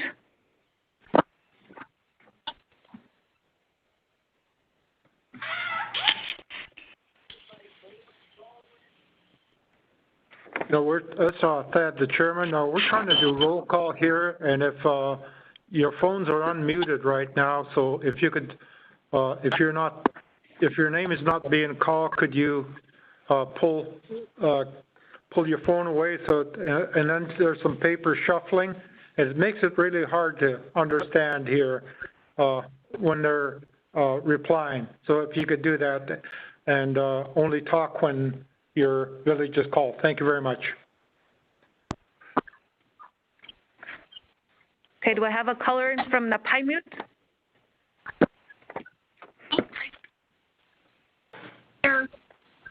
Okay, thank you. The Pakyak?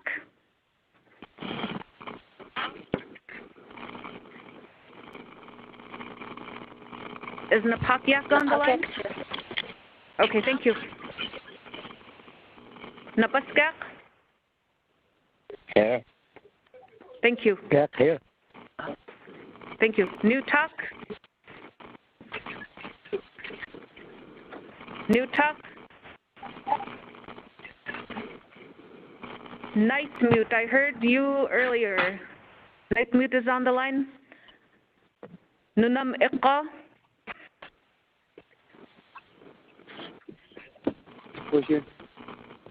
Thank you. Nunak Gaoyak?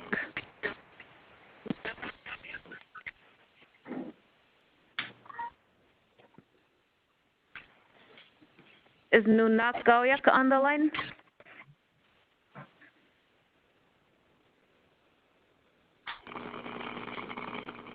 They're on a laptop. I don't know how they can unmute themselves. Okay, thank you. Thank you. Nunapichak? Nunapichak? Oh, Hagamute?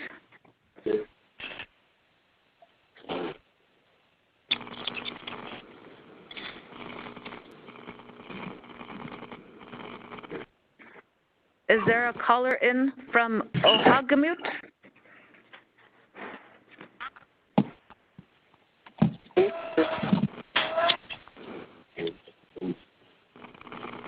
Okay, go ahead. Ohagamute? ONC?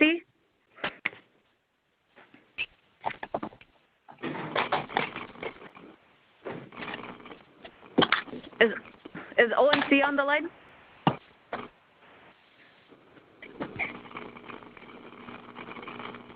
Yeah, we're here. Thank you. Oscarville?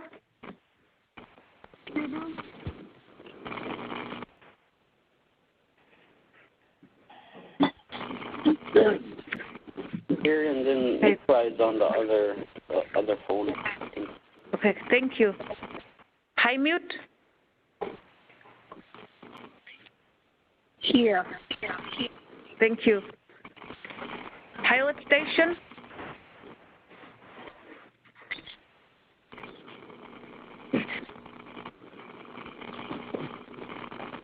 Pilot station?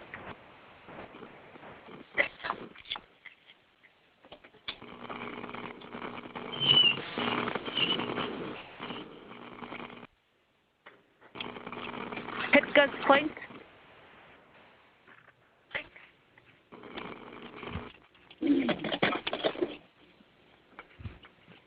Is there a caller in from Pitca's Point?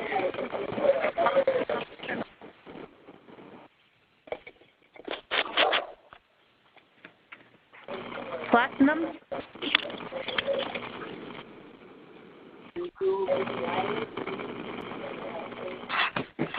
Is Platinum on the line? Yes. Thank you. Red Devil?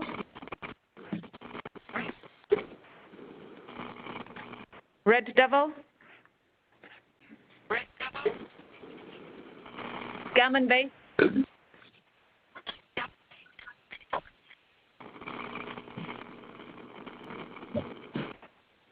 Gammon Bay?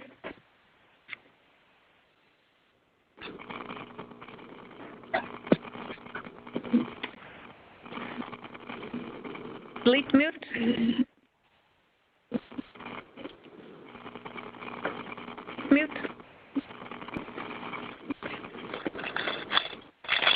Stony River,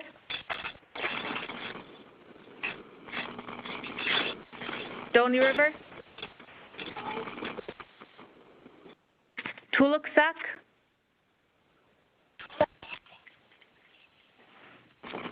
Here.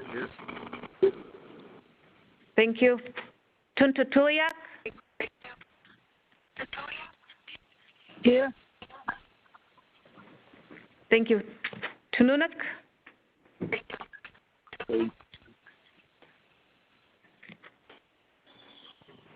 Tununak, Umkumute, Here. Okay, I'm going to read the tribes that said they're present.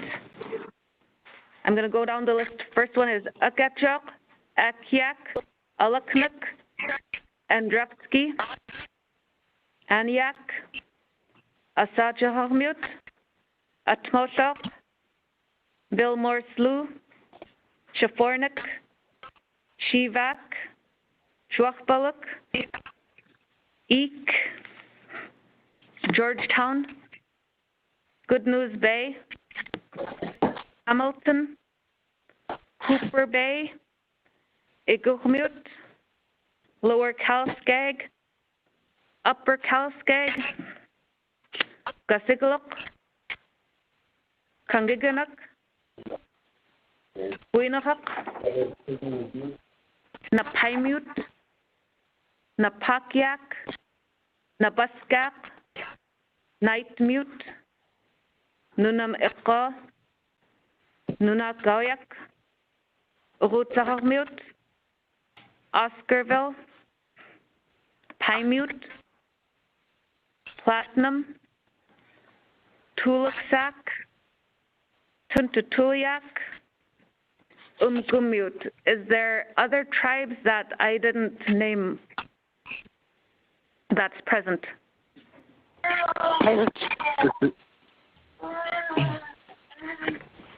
This is Kotlik. Kotlik? And Pilot Station.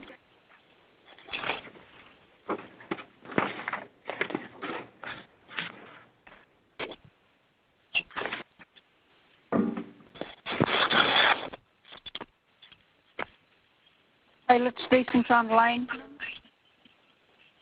Call.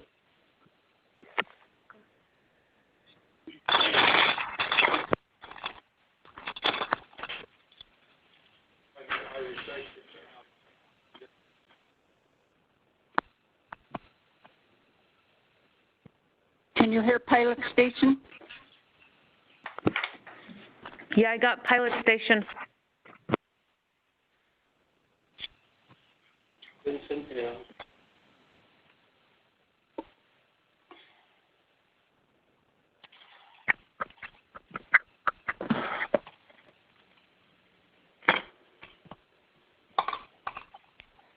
Okay, we'll go ahead and continue. Bob, can you please mute the participant?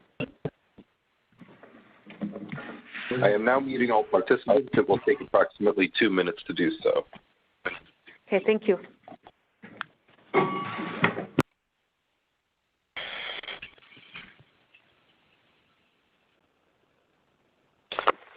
Okay, this is Thad Ticking. We don't have a quorum yet, so we're going to be taking a 10-minute break here. Be back at 10:50.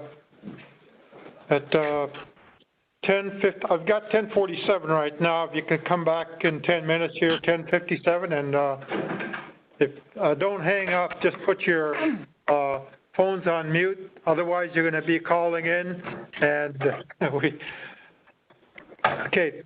So it's taking a 10-minute break. Thank you.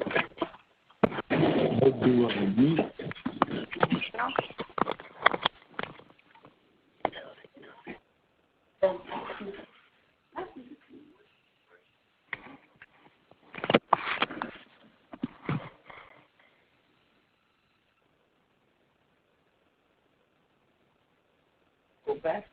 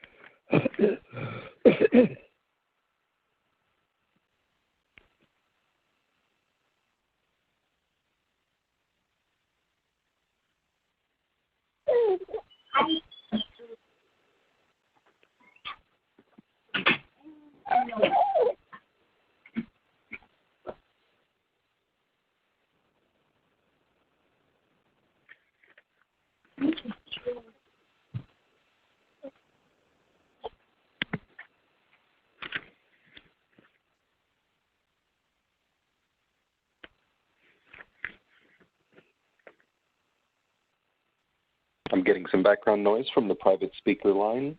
Speakers, can you please make sure that your own devices are muted when you're not speaking? Thank you.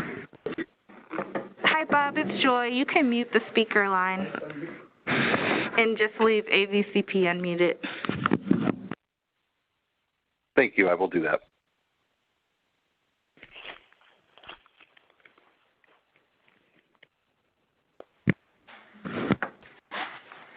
And okay, Bob, we're ready to start back.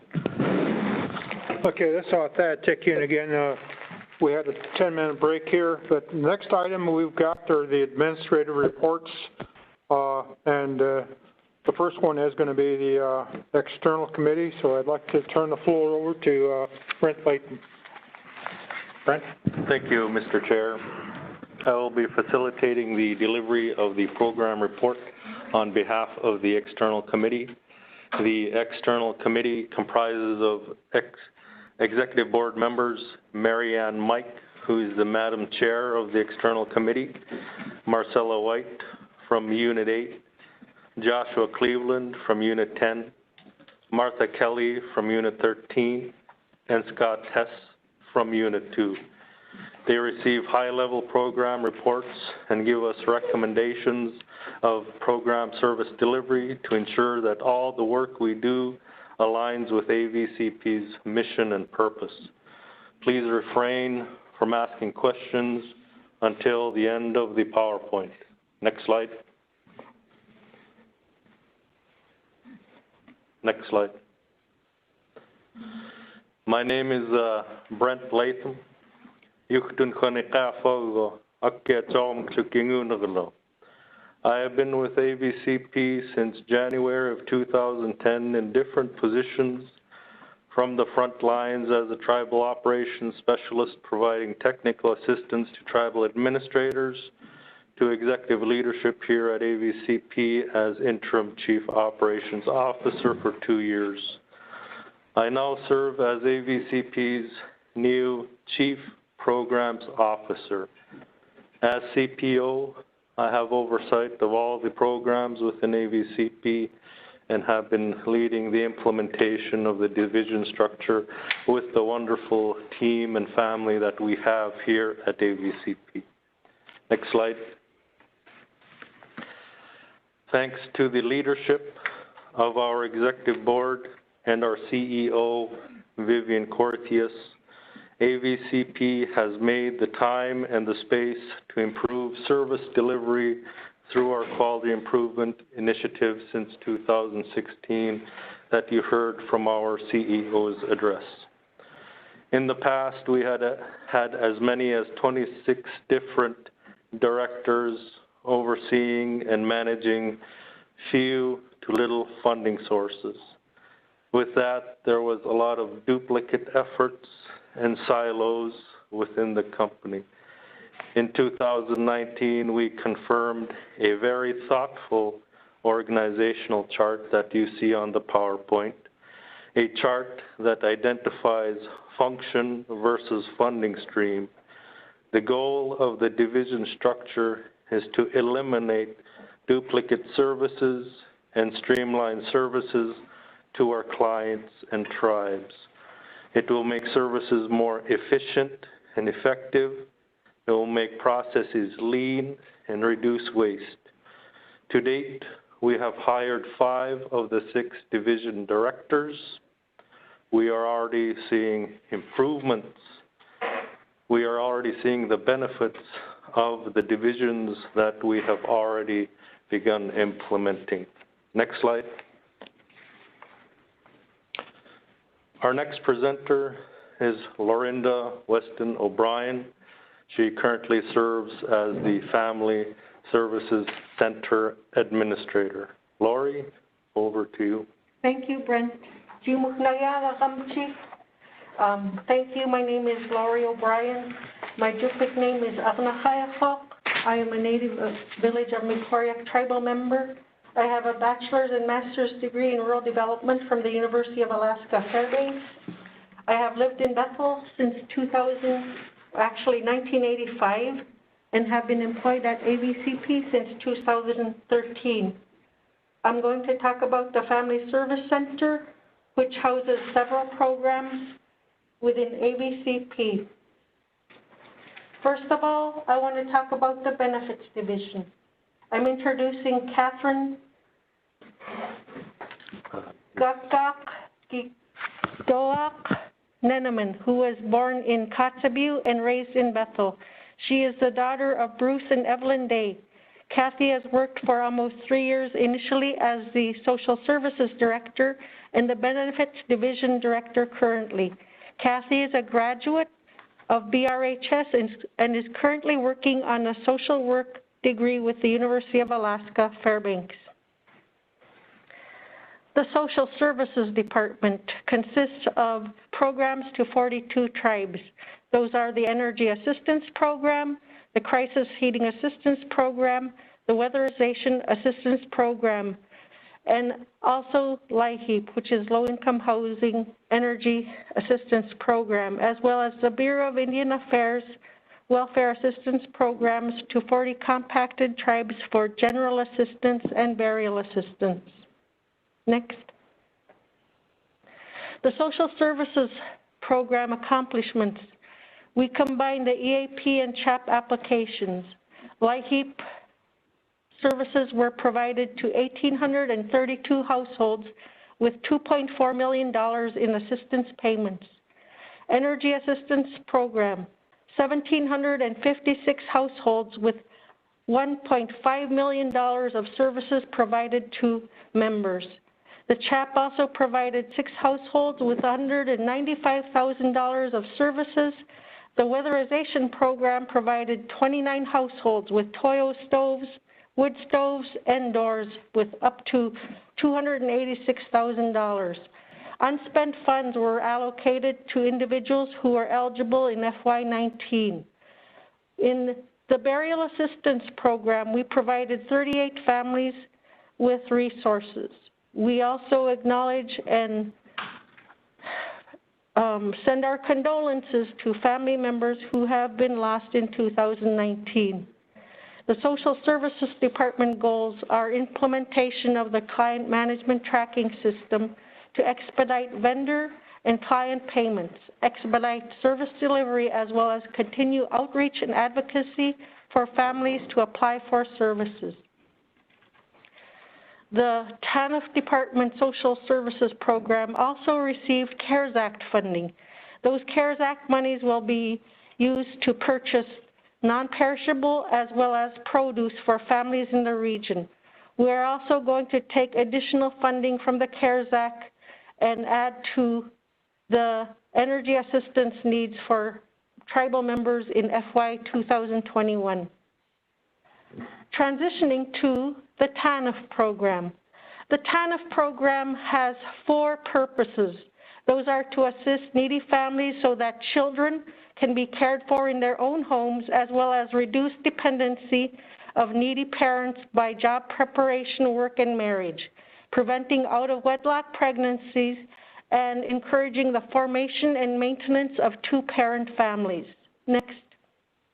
The accomplishments for the Benefits Division in TANF included 5,164 families with an average of 430 families per month receiving services, as well as over $3 million in cash benefits to families. We also provide support to the Healthy Families Program, the Workforce Development Program, the Alaska Native Science and Engineering Program, as well as funding the ICWA Structured Decision-Making Project, which reduces engagement with the Office of Children's Services. Our goals for the TANF is to continue to work on administering payments timely and accurately, increasing the capacity of village workforce navigators, assisting more clients in becoming self-sufficient, and increasing protection of children that are in and out of state custody. Next. The new Family Service Center Division. We recently hired Melanie Nuchchuk Fredericks, who is listening right now. I want to congratulate Melanie on her selection for this role. Melanie Nukjuk Fredericks is a daughter of George and Geraldine Beans and the granddaughter of the late Patrick and Irene Peterson Beans and Fred and Domitilla Afghan Alstrom. She was born in Bethel and raised in St. Mary's with her 5 siblings and large extended family. She's a graduate of the Mount Edgecombe High School and holds a Bachelor's of Arts degree in social work from the University of Alaska Fairbanks. Formerly, Melanie worked as an advocate in the ICWA program and director of Healthy Families. The new family service division includes Healthy Families, ICWA, Child Care, formerly under the Resource Center, Head Start, formerly under the Resource Center, and the new programming for youth services, which is in development. First of all, our Healthy Families program. Our Healthy Families program, with guidance and support from our elders, provides culturally appropriate services, promoting whole health for people by sharing and teaching and practicing traditional values. We create a culturally appropriate time and place to come together to learn from elders and group participants through the sharing of stories and traditional knowledge. We utilize grassroots model for culturally based services. We are providing workshops for tribes and tribal members in the AVCP region.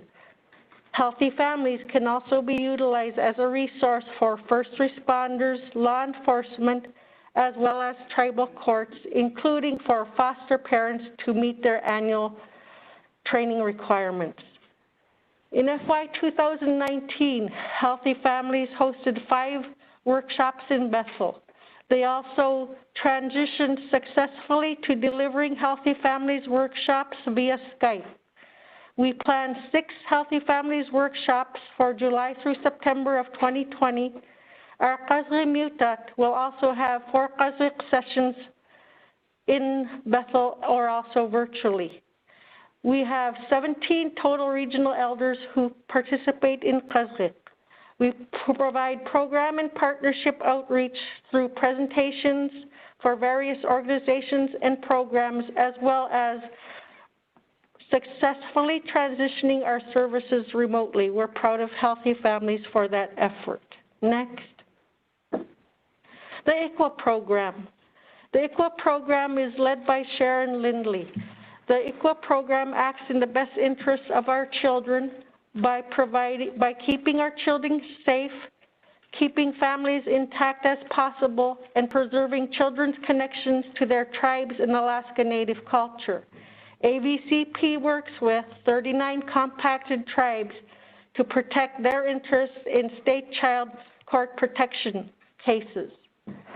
The ICWA program accomplishments: implementation of a sub-regional service delivery model in Aniak, St. Mary's, Tuksuk Bay, Hooper Bay, and Imanak. As of today's date, we have CFSS3s who have oversight over CFSS1s in Aniak and Imanak.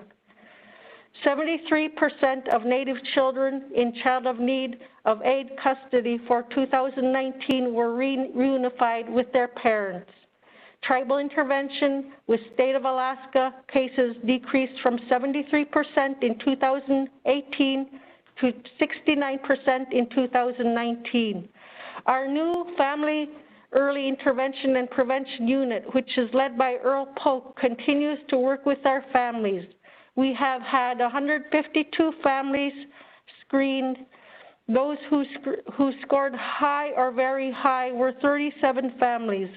Of those, 24 families who participated in intervention and prevention efforts have had their cases closed. Next, please.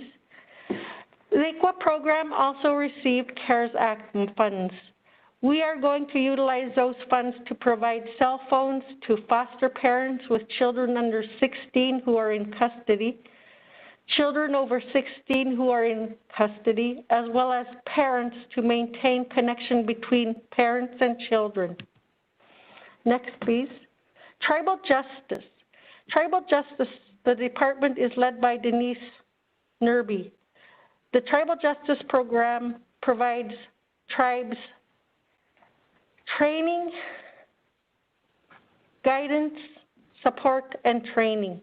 They also act as a liaison between tribes and the United States Department of Justice, Bureau of Justice Assistance, as well as the BIA Office of Tribal Justice Support. In 2019 and 2020, the program focused on funding, hosting, training, expanding department resources on our website at avcp.org and providing technical assistance and in-person strategic meetings. Accomplishments for 2019. $1.2 million were received to provide Master Series training. We distributed Public Law 280 funding, as well as held an initial Tribal Justice Summit with 4 additional Tribal Justice Master Series training. You can access that information on www.avcp.org. Audio and video recordings of those trainings can be accessed on our website. We continue to provide strategic action planning assistance with 6 regional tribal courts. Next, please. Finally, our guardian ad litems.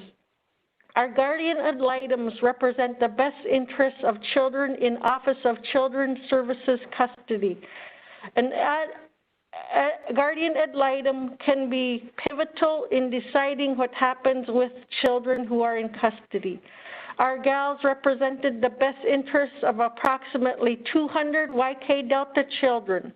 Gals attend child in need of aid hearings, treatment team hearings, case conferences, as well as visiting children, foster parents, and biological parents. During COVID-19, gals have adapted to new ways to connect with children and families through the use of technology. Next, please. I'd like to introduce Martha Whitman-Kasek, who is a program administrator with the Office of Self-Governance. Thank you, Lori. Good morning. My name is Martha Whitman-Kasek. My Yupik name is Dan Khalga. I was named after my late maternal great-grandmother. I was born in Bethel, and I'm a tribal member of the Ogo-Chagakmeut Tribal Council, or ONC, here in Bethel. I graduated high school from Mekoriak and obtained my bachelor's degree from UAF in rural development.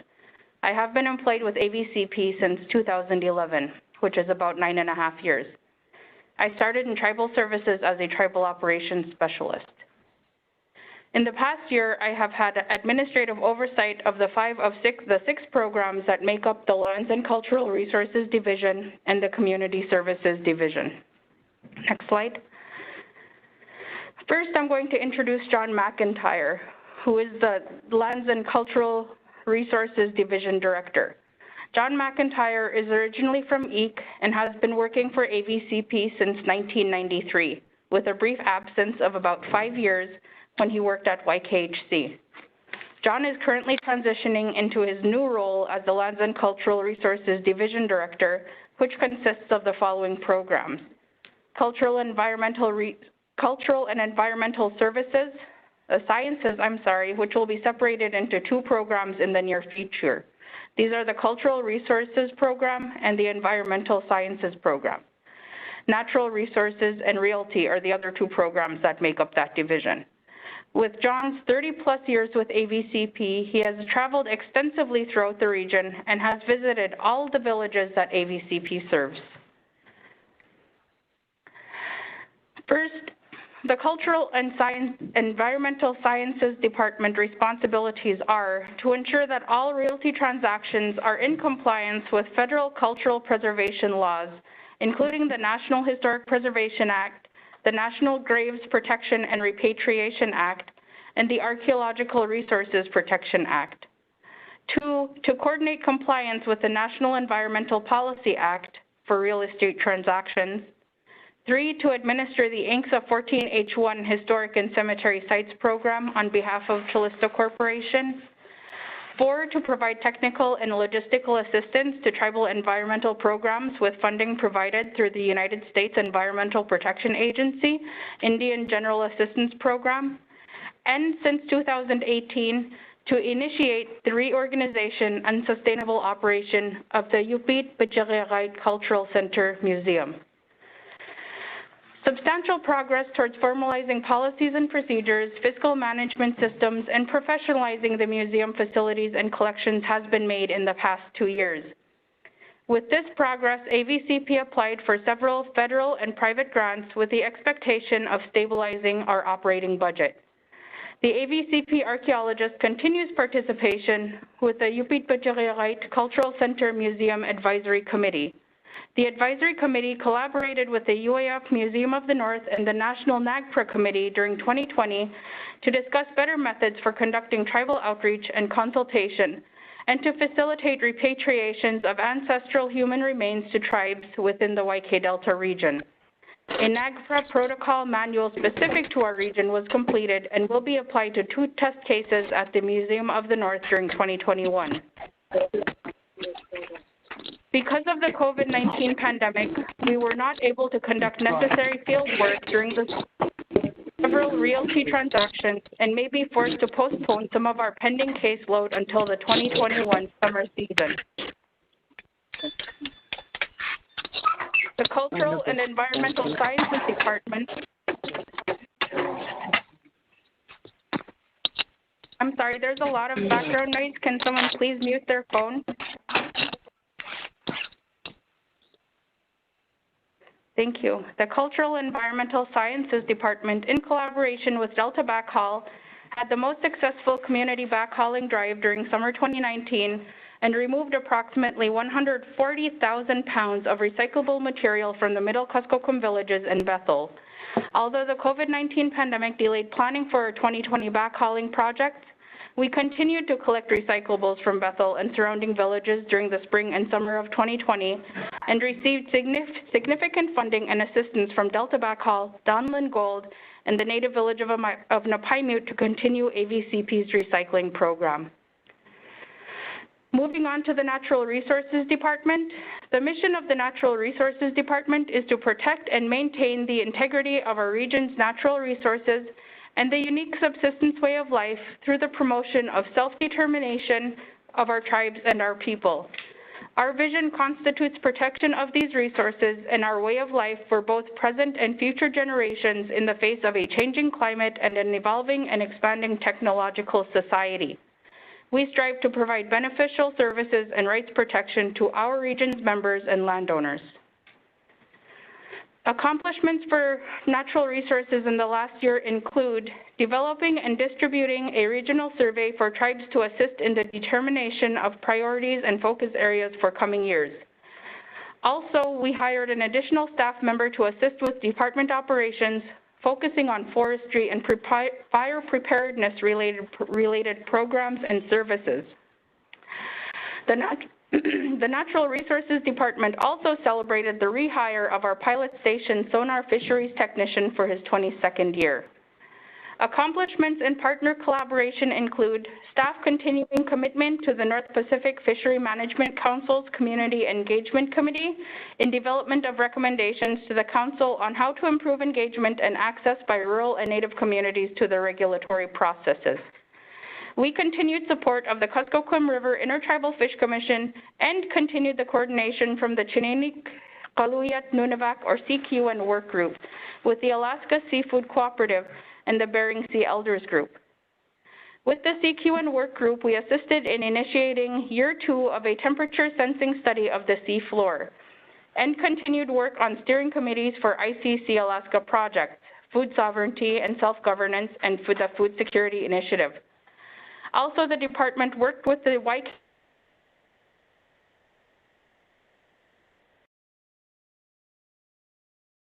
The Realty Program provides services to individual restricted landowners in accordance with legal principles and standards governing the performance of trust functions. Realty staff provide counseling to individual landowners of federally restricted property, enabling them to make informed decisions regarding their land. The probate and estate planning staff's primary responsibility is to administer and manage the estates of deceased restricted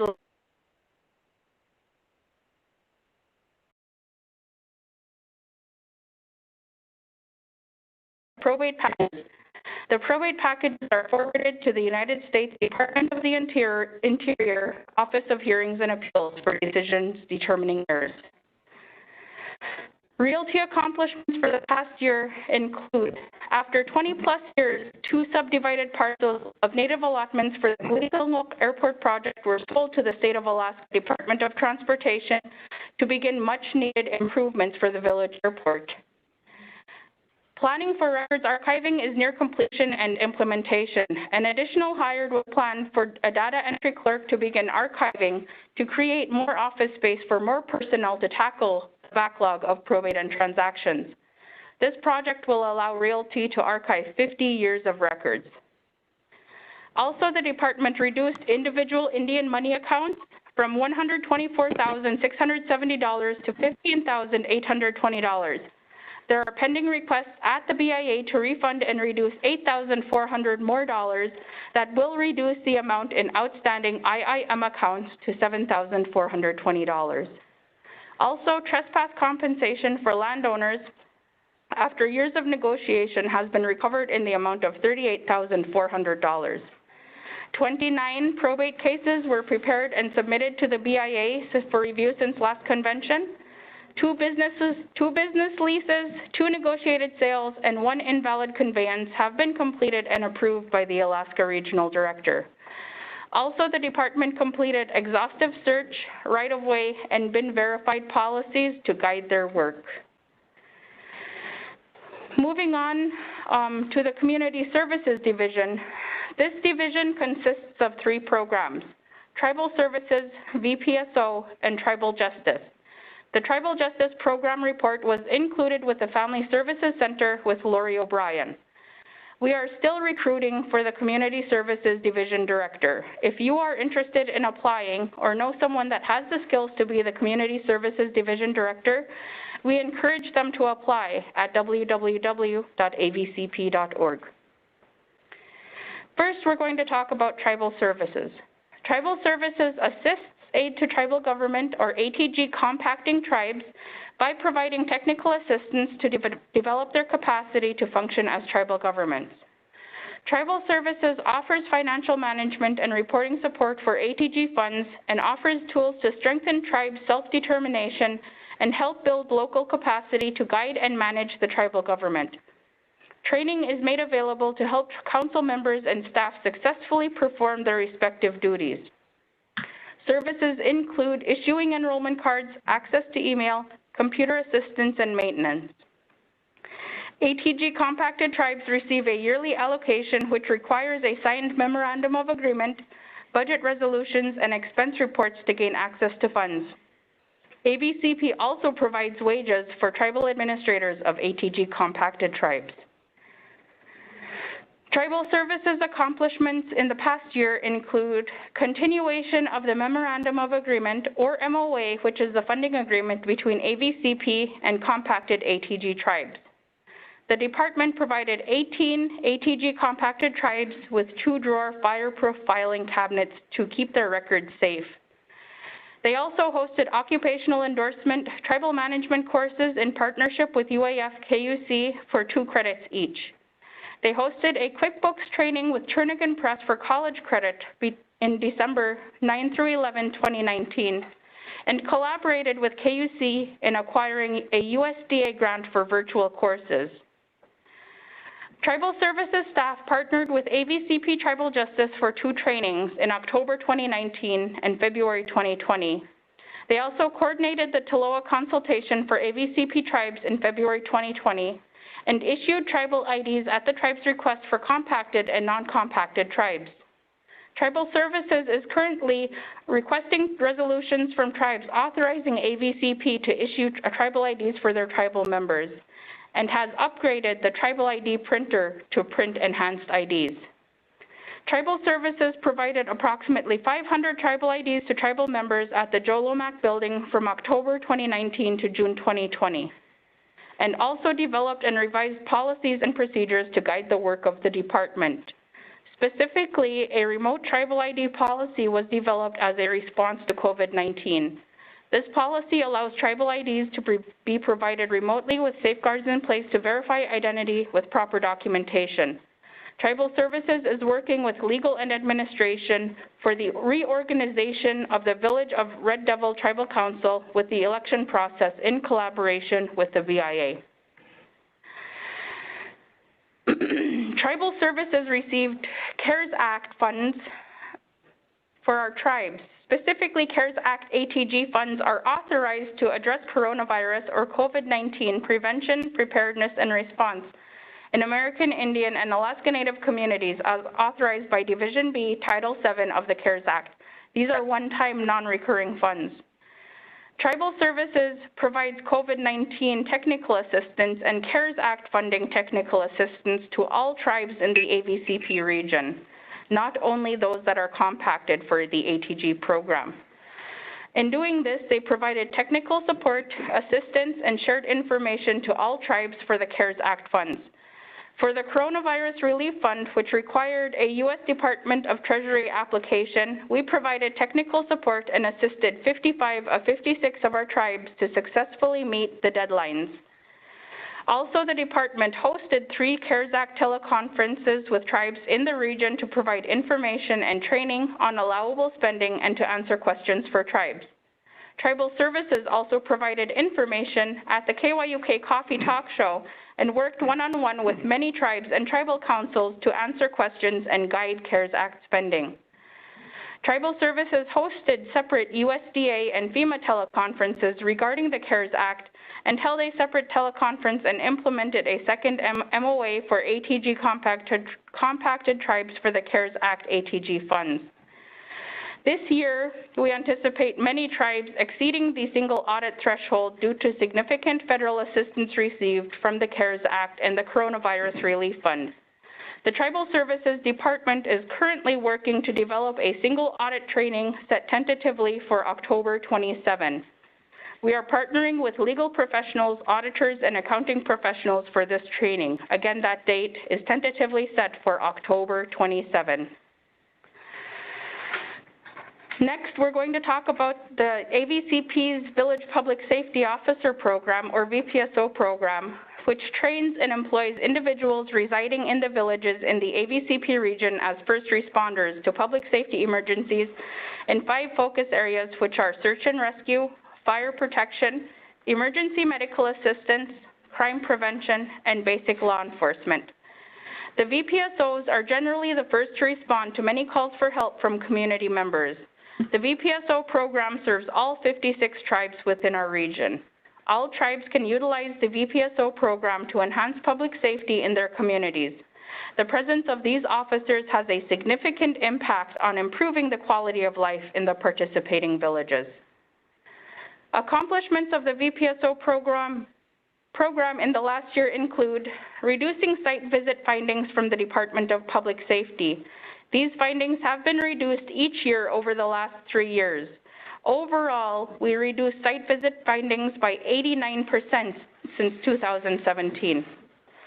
Also, the department accepted the responsibility of conducting background investigations for VPSO applicants with the help of HR. This has greatly reduced the hiring time of new VPSOs. Recruitment and retention continues to be the highest priority for the VPSO program.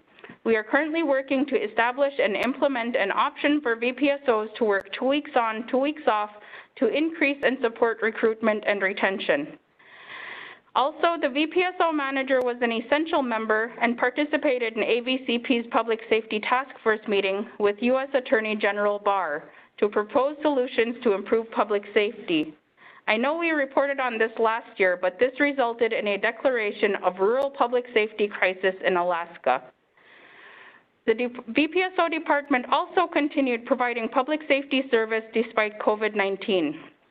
Protocol and procedures were identified and implemented for the safety of each officer and community members. And last but not least, we are announcing the retirement of Sergeant Daniel Max Olick Sr., who retired in May 2020.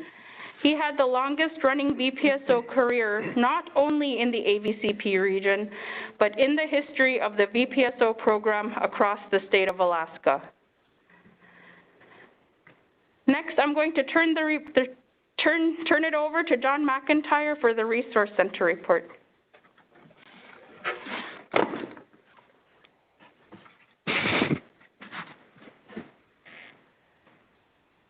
Goyana Martha. My name is John McIntyre. Yuchten Zatskam Pilarat Igmiungullo. AVCP Mitalishachta 1993 Hananik Jalishu YKC Mitalishul Dugamba Hudden Ayana Tikhani Matumi accomplishment done Kwani Kalachtik Resource Centrum Jadlarin. Hello, my name is John McIntyre. I'm originally from Eek, and I've been working with AVCP since 1993 with a brief absence of 5 years when I worked for YKHC. In 2019, I oversaw the Resource Center here at AVCP, and currently I am the new Land and Cultural Resource Division Director. As part of the AVCP quality improvement process, we have begun restructuring similar services into divisions that improve service delivery. The two new divisions AVCP created in 2019 is the Workforce Development Division and the Community Development Division. I also oversaw the Head Start program that will eventually become part of the Family Service Division as we continue to restructure. Next slide. I would like to introduce Sam Crow, who was born at the old hospital in Bethel, to J. Bruce Crow and Lucy Crow. He was raised across the slough with his two brothers, Morgan and Jack Robert, and his sister Alice. Sam has 5 children of his own who all grew up in Bethel. Sam is the director of the new AVCP Workforce Development Division. He works closely with 3 AVCP departments that help to connect people to opportunities that enhance self-sufficiency. These 3 departments include the Education, Employment and Training and Childcare, Vocational Rehabilitation, and the Tribal Workforce Development Program. Sam has been with AVCP over a year and is focusing on increasing the efficiency of services delivery to AVCP tribal members and implementing the AVCP strategic plan. Next. The Tribal Workforce Development Program's mission is to reduce individual reliance and future dependence on temporary assistance to needy families by offering professional development programs in our region. The Tribal Workforce Development provides job preparation and job supportive services designed to help families on TANF and to tribal youth under age 25 years of age. Tribal Workforce Development works to ensure tribal members gain and retain paid employment, which in turn enhances self-sufficiency. The Tribal Workforce Development Team is made up of 39 workforce and benefits navigators located in 32 tribal job centers across the AVCP region. The Tribal Workforce Development and Benefit Navigators provide TANF case management and support services in our tribal job centers. Next.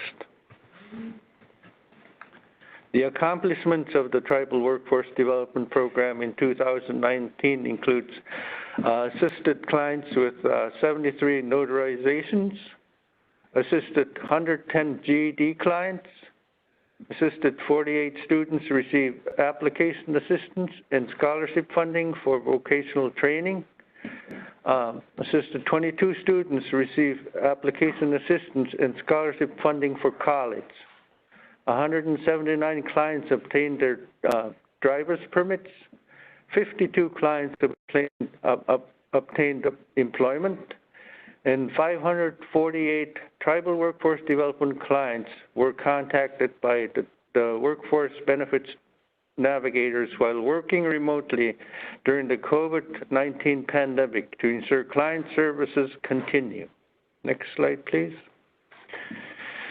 The AVCP Education, Employment and Training and Childcare Program affirms the following goals for its program.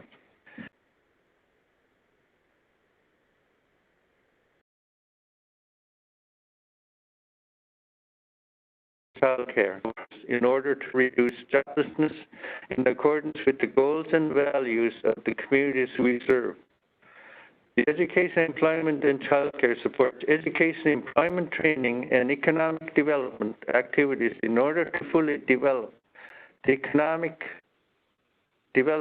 academic, occupational, and literacy skills to make individuals more competitive in the workforce. Next slide. In 2019, Education, Employment, and Child Care served a total of 778 clients, a total of 194 that had educational and training objectives. Out of the 194 students, 92 students received their degrees or certificates. 93 are continuing with their education and training. Education, Employment, and Training Child Care provided a total of $523,000 in scholarships in 2019. In light of the COVID-19 pandemic, the Education, Employment, and Child Care team contacted 2,575 clients while working from home to ensure the continuation of client services. The Education, Employment, and Child Care contracted with Utlit Nauvet and provided funding for the following courses and training. Provided adult basic education GED facilitators in 20 YK Delta communities. At the airframe and power plant mechanics training, QuickBooks training, construction and labor, welding 202, commercial driver's license training, boiler and Toyo maintenance, and held 2 village police officer and tribal police officer classes, and hazardous waste operation and emergency response trainings. The program had a total of 93 individuals from different villages that attended these trainings. The Summer Youth Program contracted with 35 tribes to provide opportunities for youth between the age of 14 and 21. The program had a total of 317 youth attendees who gained work experience in their communities. The program funded a total of $350,000 for the Summer Youth Program. The program also provided child care opportunities for 138 families and a total of 321 children served throughout the region.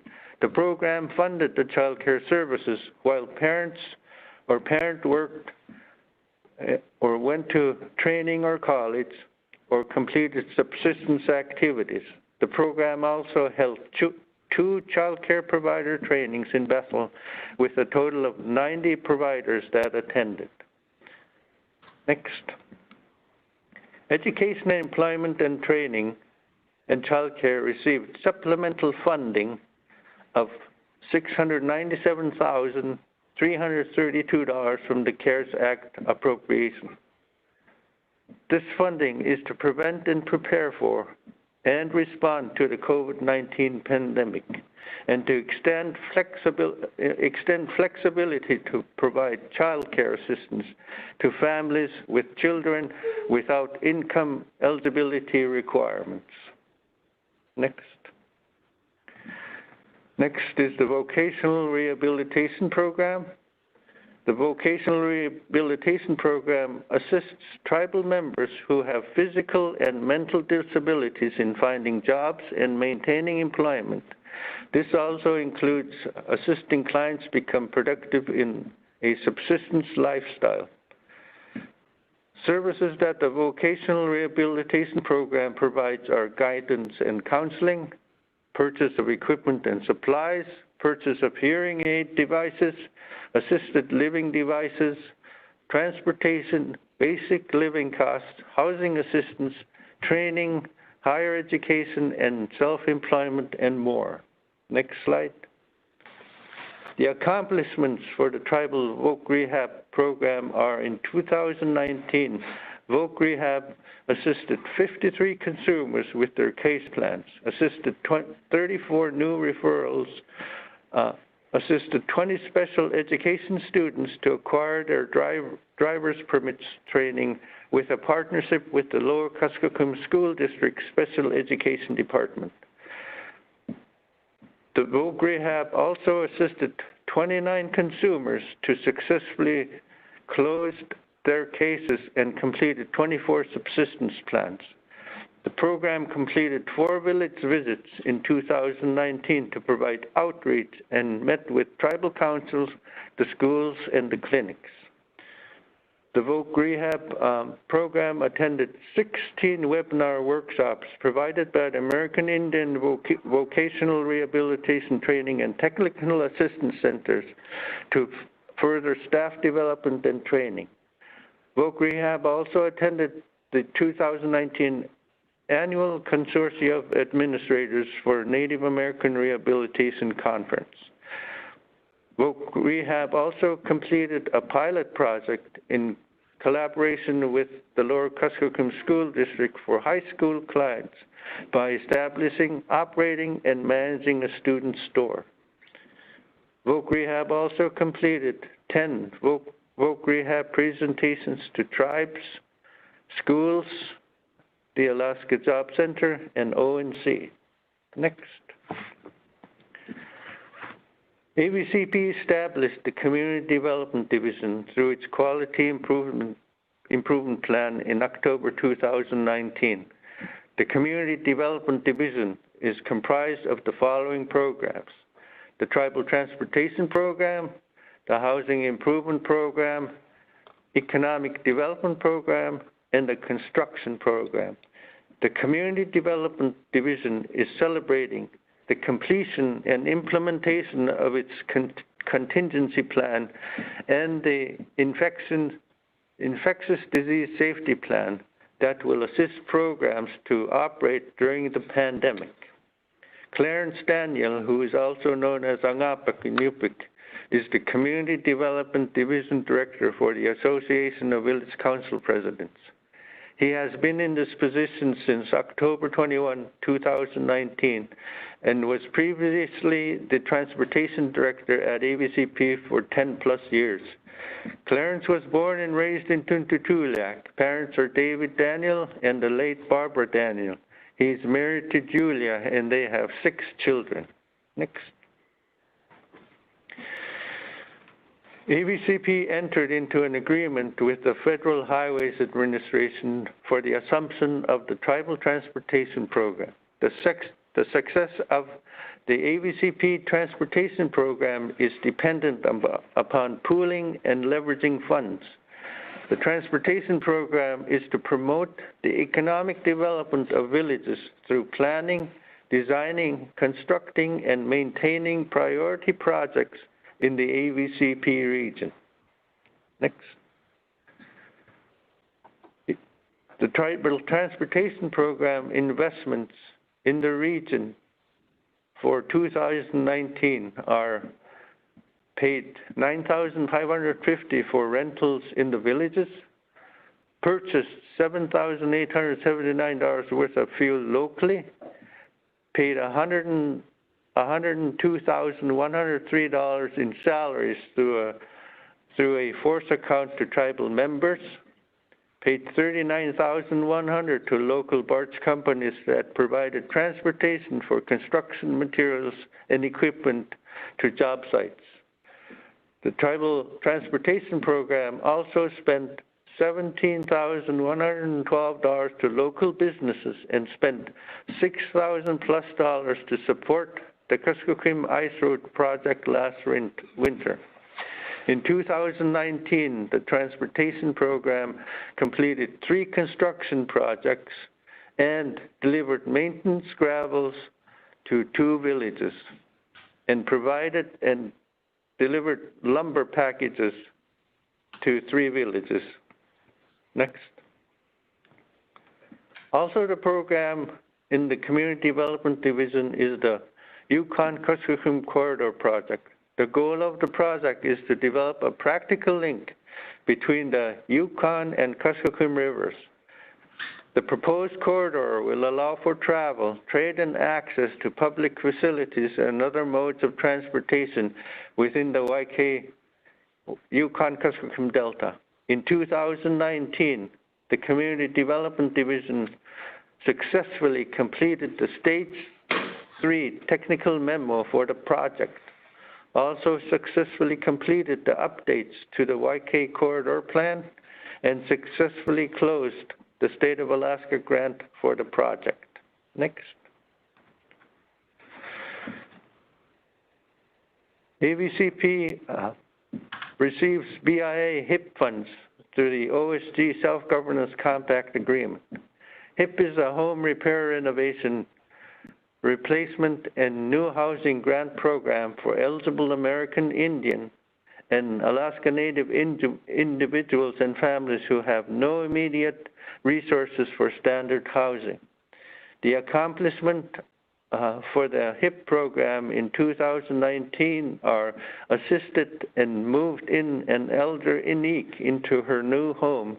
This project was in collaboration with the Coastal Villages Regional Fund. Program also prepared multiple awards for construction for the next construction season, and also cataloged, organized, and created files for all HIP applications that they received, and developed an internal application tracking data source. Next. Next program is the Economic Development Program. It was developed the Economic Development Program is to develop regional comprehensive economic development strategy, which is the SEDS plan that will encompass the current and future potential projects in the AVCP region.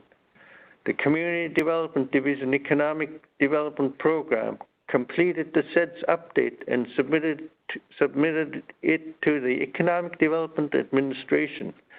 The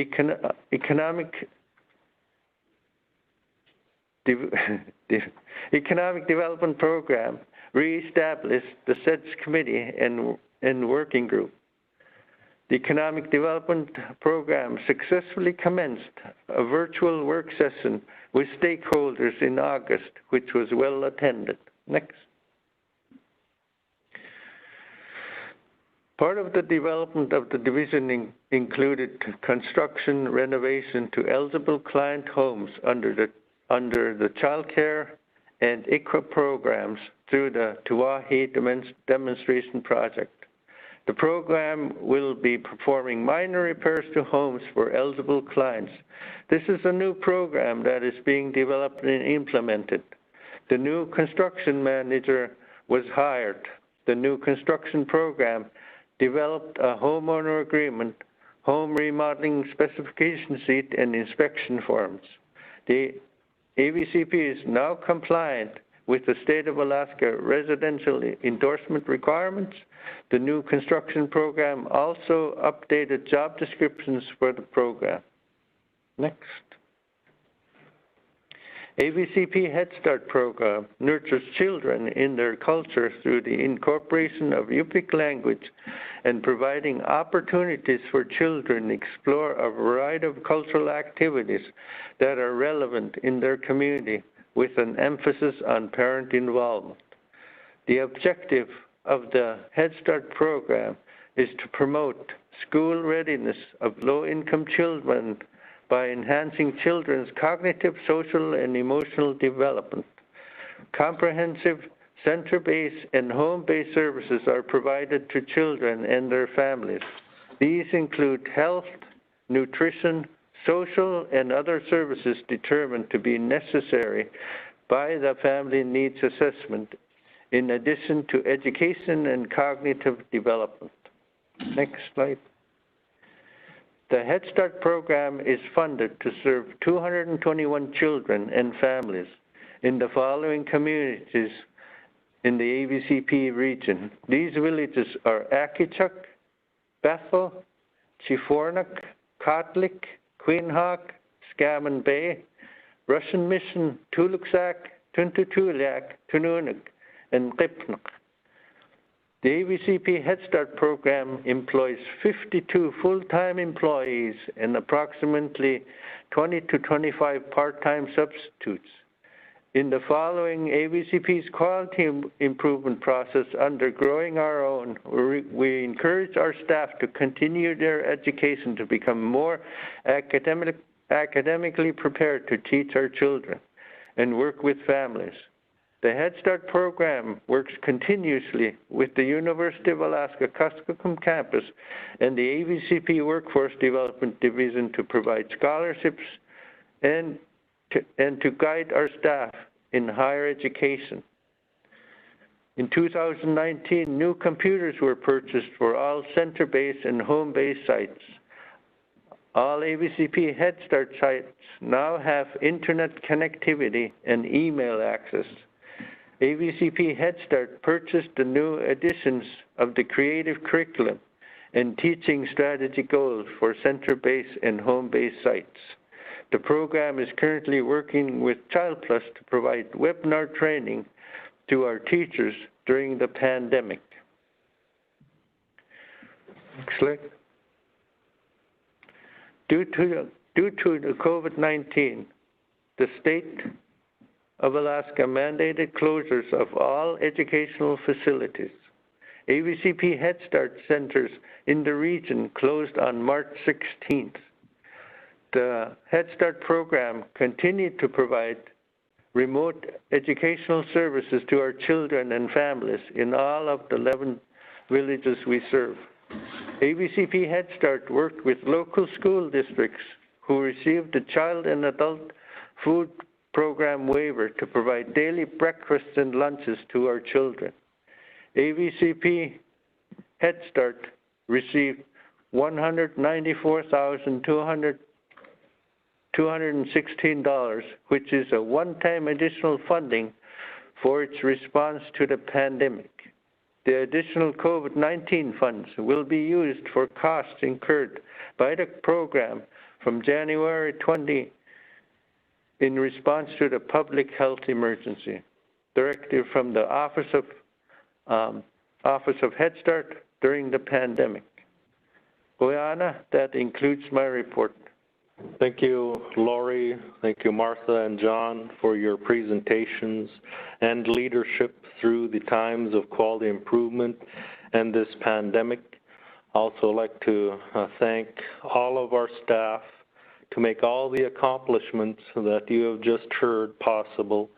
And I'd like to thank again our executive board, our CEO, and our external committee in making the time and the space for us as a company to implement our quality improvement initiatives.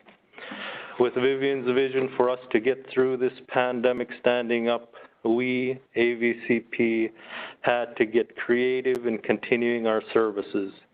I wholeheartedly believe that we have done a great job in doing so, as you can see by the report that was just given to you. Mr. Chair, it is 11:55. I do think we're really close to lunch, so we can, I'll turn it over to you. Okay. All right, thank you very much, Frank. And so what we'd like to do now is take a 1-hour lunch break, and we'll be back at 1 o'clock to continue on with the rest of the reports. This afternoon when we get back, we'll have the internal committee give the AVCP audit and financing report, and we've got the Nicholas Stout from BDO giving the audit report. So be back at 1 o'clock promptly, so we can get started then. And if you could go on break now, but make sure that you get in, call in a little earlier if you turned off your phones, so we can get started on time. So the start time is 1 o'clock. Thank you very much. We'll take recess now for till 1.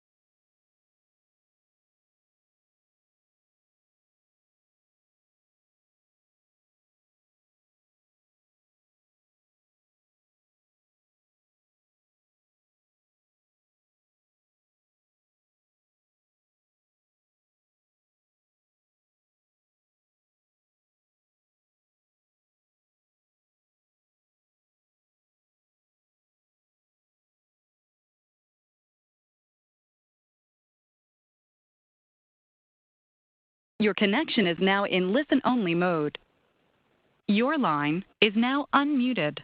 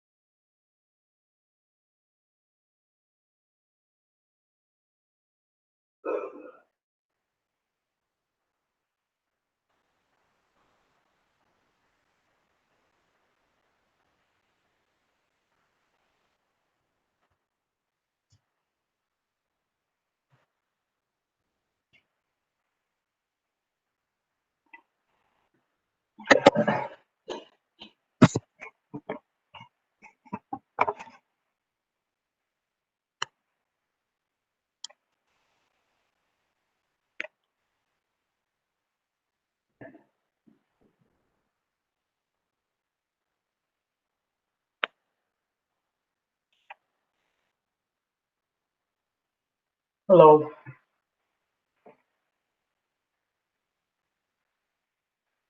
Hi there, this is Bob.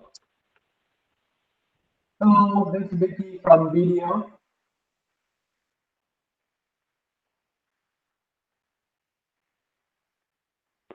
Hi, Vicki. Yeah, we're about to start in a couple minutes. Okay. I just want to make sure that you can hear me.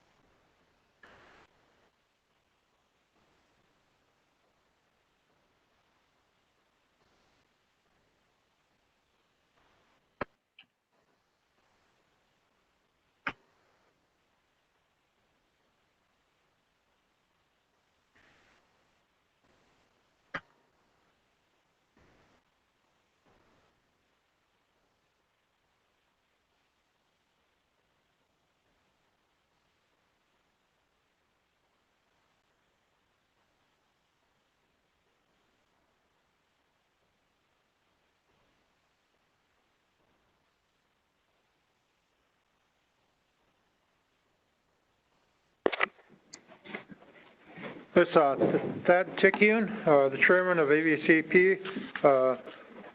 We'll call the meeting back to order. We left off with the external committee reports, which were completed. Next, we're going to be having the AVCP audits and finance reporting from the internal committee. And I'll turn the floor over to Chairman Roy Hatchak. Roy, go ahead.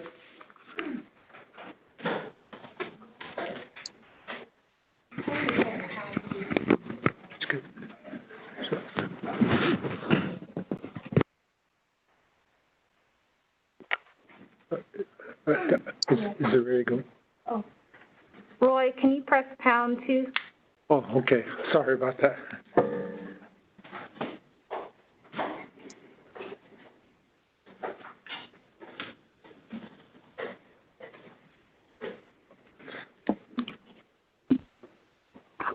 Good afternoon. Can you hear me? Yes, we can. Okay, good afternoon. My name is Roy J. Atchik from TVAC, Unit 9 Representative serving TVAC, Cooper, Dam Bay, and Piney. I am the chair of AVCP Internal Committee. The internal committee members are James Powell representing Napaskiak, and Oscarville, Martin Andrew representing Akiak, Quixlook, Tulips, and Tulipsac, Mary Albright representing Atmortok, Kasigaluk, and Unapachak. The role of the internal committee is to oversee the administrative functions of AVCP, including finance, human resource, information technology, facilities, communication, and legal matters. To present the internal committee report, I would like to introduce Jack Crow, AVCP's Chief Administrative Officer. Jack, you have the floor. Hi, Roy. Thank you, everybody, and welcome back after lunch. I hope you're not too sleepy. So welcome. I'm Jack Crow. I'm the Chief Administrative Officer. The internal committee report will have three areas that we'll focus on. The first one is how did we do last year in FY19? The second piece is how are we doing this year so far in FY20? And the third piece is what are our plans for next year in FY21? For the first piece, how did we do last year? We will have a presentation by AVCP's external auditor, BDO, and my new friends, Vicky and Nicholas. You heard earlier that AVCP has been working at improving its service delivery model programmatically, and the same is true for our finance department. We've worked very, very hard in the last few years, and I've only been here 7 months, but the group and the company has worked very hard to improve its accuracy, timeliness of recording and reporting its financial performance. And as evidence of the improvement of AVCP over the last few years, you'll see the results of our audit where we have very few findings. In fact, we've only got one, which is an indication of our improvement. Another indication of our improvement, it'll be our year-over-year financial performance that'll be shown in our profit and loss statement and our balance sheet. So we recognize, although we're having a good year with our audit and we're doing well, we recognize that we have lots of opportunities still for improvement, and we'll continue to push for that improvement. You've heard from all the speakers the effect of COVID-19 has had on us, our families, our organization, and our region, our nation, and globally. I wanted to mention that this year's audit was done almost exclusively remotely. We only had one brief visit from BDO to review some files that were too difficult to upload electronically. So all of our audit was done remotely. We were offered, as many organizations were, the opportunity to delay or defer the FY19 audit, but felt as an organization it was an area that we wanted to continue to focus on, and we're going to do everything necessary to get an accurately, timely audit done, and we're on schedule to do that. So with that brief introduction, I'd like to welcome Vicki and Nicholas from our auditors, BDO. Gentlemen. Hello. So my name is Vicky Shrestha, and I have Nicholas here with me too. Nicholas is the one who basically goes over there and runs the audit. I'm overall in charge of the job. So I'd like to first start by saying thank you to all of your staff that helped us through the audit. This year was a difficult year, a challenging year. And a lot of the times we would be there, and it's a lot easier to get information when you are in the field. But this year we had the additional challenge of getting most of the information remotely.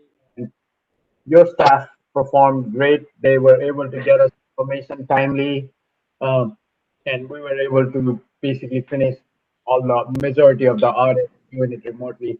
Like Zach pointed out earlier, we did have Nicholas go for a couple of days to some samples that could not be sent directly. That couldn't be sent remotely, I should say. But management cooperation and everything was excellent throughout the whole process. And I'm also happy to report that over the 5-6 years of probably like 4 or 5 years that we've actually done the audit, we've seen vast improvements year over year. We've worked with management to give recommendation to, and then so we started with a large number of findings. For this year, I'm happy to report, like Jack said, we are down to only one finding. So that's a great achievement for AVCP too. So for this presentation, there was a handout that was provided that is called the Annual Convention Audit Report, and I was gonna briefly go through that. Yesterday we had a little more comprehensive presentation to the board, but today we're going to take it to the audit process. So if you go to that report, we have the audit process overview, and this briefly describes the auditor's role and management's role in the audit. Yep. So we as auditors are responsible for forming and expressing opinion on the financial statements, and we do that based on doing our audit of the financial statements. And as part of that process, we also assess the risk of material misstatements. So what kind of errors that could happen, and what kind of risks are there for those errors? We look for that. We look at history. We inquire a client. We get an understanding of your internal control structure to make that decision, and based on those risks, we focus our attention on those areas. And then we also evaluate appropriateness of accounting policies used, and of course, like I said earlier, we do get an understanding of the internal controls in place. And If we do find problems with internal controls, depending on the severity of it, we would have that in writing to the board of directors. And management role in the audit process is for the preparation and fair presentation of the financial statements. Their role is to design and implement the internal control, and they also need to identify all of the laws and regulations that AVCP has to follow that we might have to audit in the process. Next phase is the audit timeline. Can you move? Yeah, thank you. So when we come for an audit, we really divide it into 4 different distinct parts. So we have the planning, and this is where we do our plan. We assign individuals based on need. We talk to some of your financial people and figure out what is different this year before we plan the audit, and then we come to the field work, and that's when we actually get into the meat. So we actually get into your financial statements, pick samples, and look at everything that we need to do to form an opinion. And then the reporting, reporting is the financial statement itself, as well as this communication to the board, as well as communication at the convention. And then on an ongoing basis, depending on what AVCP needs, we are also there for any kind of consultation, or when there are new changes coming in the horizon, then we tend to assist with that during the year instead of during the audit. So that also happens. Next page. Some of the required communication. We have substantially completed the audit. At this point, we have a week or 2 before we actually release the opinion. So we're almost there, and the draft of the financials has been provided. We are so as part of this required communication, we are supposed to talk about significant deficiencies or material weaknesses. And like I said earlier, we have one finding which would be a significant deficiency, which we'll touch on the next slide. And we didn't AVCP did not have any significant changes in accounting policies or practices during the year. And we had some small journal entry that has to be posted to the financial statement as a result of the audit, but there's no unrecorded misstatements, and we didn't identify any fraud or abuse that we are aware of, and we didn't have any disagreements with management. Then the next 2 slides will be the financial highlights. So in here, there's a comparison show from 2015. So the first block over there is your assets. The blue one is 2019. So your total assets staying pretty consistent throughout the year. You're at 71.6 million. Your total liabilities at the end of 2019 was $59.4 million. And then equity at the end of 2019 is at $12.4 million. The next slide. Next slide shows your expenditures by your different programs for the different years. So as you can see, self-governance and social services dominates most of your expenses.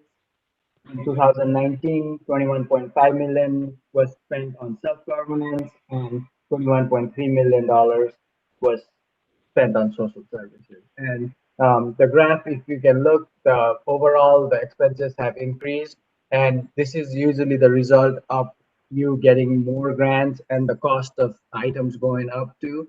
So the next slide shows the revenue, and which corresponds with the expenses. With your expenses increase, your revenues have also increased. So the first part is your federal revenue. You receive $43.6 million from federal sources. The second part is the state sources, $5.1 million from state, and from others you received about $2 million this year. But as you can see, majority of your revenue comes from federal sources and some from state too. Next slide is just a change in net assets. Now, 2016 was an anomaly. So for your purposes, most of the time your revenue and expenses are almost equaling each other. But for 2016, you did have settlement that was received, that pretty much most of the tribes in Alaska got a settlement from BIA, and that's what's included there. Next slide is your audit results, and then if you go to the next slide, it's the financial statement audit highlights. 2019 audit is still in progress, but we are planning to issue by the end of September. We're issuing an unmodified or a clean opinion, excellent cooperation from management, no financial statement control deficiencies, no changes in significant accounting practices and policies, and no fraud or abuse identified as part of the audit. In 2018, we still reported an unmodified or clean opinion, and even in 2018, we had seen significant improvement, and in 2019, that followed. Next slide is the compliance audit highlights. We audited 4 federal programs and 5 state programs. So one of the things to note on an audit like this is, since the entity is so receives such a large amount of federal and state funding, so there is a large amount of time spent by us as auditors testing your compliance. So that's majority of the time, that's what we're spending our time on. So, and over the years, majority of the findings was related to compliance requirements that were not being followed. So like we said earlier, we're down to 1 finding, and that's related to procurement, and that's noted right here. And then there was significant improvement over prior years. The next slide, this is just a reminder of when single audit or a financial statement and federal or state single audit is required. So this is just an information that's just provided in this convention. The federal single, whenever any of the tribes or any of the entity gets more than $750,000 in funding from federal sources, it's not just grants that you get, but actual expenditures of those awards. So if you spend more than $750,000 in your fiscal year, then you will be subject to a single audit in accordance with uniform guidance for federal programs. And you may also be required to do a financial audit at that time. The federal agencies do give you an option to also do a program-specific audit instead of a financial statement audit. What that means is you would just audit the program itself, so it's a lot smaller in scope. For state purposes, anytime you get more or you spend more than $750,000 in state awards in a fiscal year, then you will be subject to a state single audit. And when this does occur, you do also have to turn in a financial statement to them. So you would have to do both a financial statement audit and a state single audit. And that's all I have, unless there is some questions for me. Okay. Thank you, Vicki. Jack here. Am I on? I'm on. Okay. Thank you, Vicki. We're going to hold questions until after all the administrative reports are done. So I want to say thank you to BDO. They've been a very good partner, open to lots of questions and working with us and teaching us. Again, I wanted to highlight AVCP is on the road to improving its accuracy, timeliness of its recording and reporting. As evidenced by this audit, we have very few findings. In addition to the very few findings, you can see our year-over-year improvement in our financial condition, and there was a lot of course corrections made and adjustments to AVCP's operating in FY19. As you can see, the results of those course corrections that were made as we continue to improve our financial performance. So thank you, BDO, for that. You'll see the slide that we just completed, or the 3 buckets that we'll talk about today. How did we do last year that BDO just went over? The next piece is how are we doing this year? Next slide, please.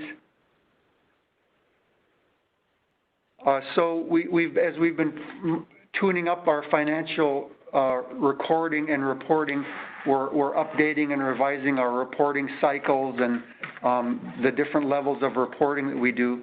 And this is a budget to actual from our AVCP's fiscal year, which is January 1 to December 31st. And this report is reflective through the end of June 2020.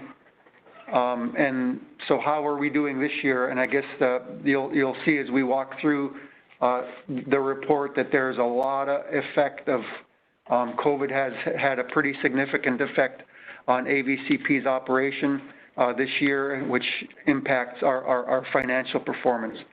So walking through our budget to actual for the first 6 months, our total budget for FY20 is about $72 million. The budget for the first 6 months of this fiscal year is about $36 million.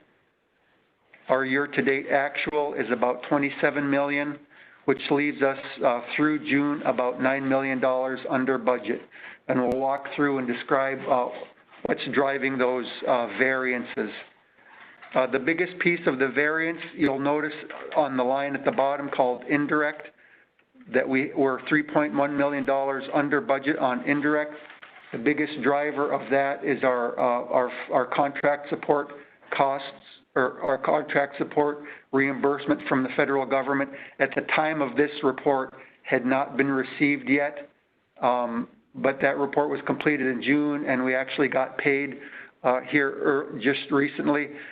So we've been not quite all the way caught up, but a substantial amount of our indirect has been collected through the contract support process, so that one's in line. And those payments are always a little bit delayed with that process. The second biggest piece of our under budget is in the contractual bucket, and a lot of that is COVID related. Our transportation and HIP projects, although we were able to execute some transportation projects, there's other ones we weren't able to complete or get started this summer, in addition to some our HIP projects. So COVID really affected our ability to deploy those projects, although we did have one in the Napakiak do very well. In addition to those projects not getting done this summer as a result of COVID, we've had some TANF pass-through funds that was described during the programmatic reports. Those payments haven't been made yet, but we expect those to be. The next biggest bucket where we're under budget is travel. I started on February 24th, and right after that, we convened a task force to help address how to mitigate risk for our employees and our clients at AVCP and still keep our services going. And right after that, in early March, we stopped all travel within the company, both in region and out of state. We have had a little bit of travel in region to support some programmatic functions, very little, if any, out of region, and I think we had one trip out of state. So our travel, we're almost $1.3 million under budget with travel, and that projects out to about $3 million under budget for the fiscal year, and we expect that to continue. Other pieces where we are under budget, our salaries are under budget as well as fringe. When the shelter-in-place order came through by the governor in March, we did very, very little onboarding, unless it was an emergency, simply because it wasn't safe. Since then, we've been able to try to do some remote onboarding, which is still challenging, but that's affected our salaries in our fringe to date.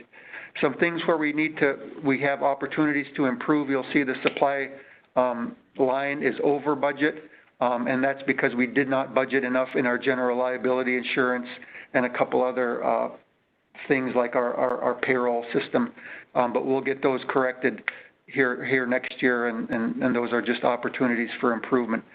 So where do we expect to be by the end of the year? We expect to continue to be under budget, although some of these line items will get caught up simply over time. Like many of your organizations, we received guidance from our grantors that we could either delay audits for up to a year, and we've also got guidance from many of our grantors that any unexpended funds that we'd be eligible for no-cost extensions for unexpended funds in most of our grants, or I guess I'm talking about federal grants. So we expect to finish the year under budget and be able to reapply those funds to future services in the future. There, I'm stepping on myself. So that's our organizational financial performance through the first 6 months of the year. And I wanted to talk just briefly on our preparations for FY21.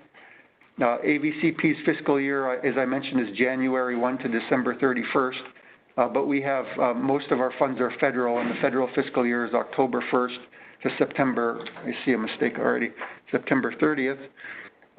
In addition to that, we get some funding from the state, although it's not as much as we used to in that fiscal year, is January 1st to June 30th.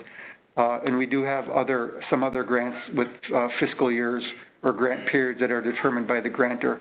All of our state grants have been renewed, and we've got those budgets in our system already, and we're operating those. But a majority of AVCP's funding comes from the federal government, and you've read in the newspaper and heard that there's been a continuing resolution signed to fund the federal government through the middle of December. So we don't know our funding amounts for next year, but we still need to start our budgetary process. So to help as a marker for that, we're going to use current year's funding levels to budget FY21, our budgetary process.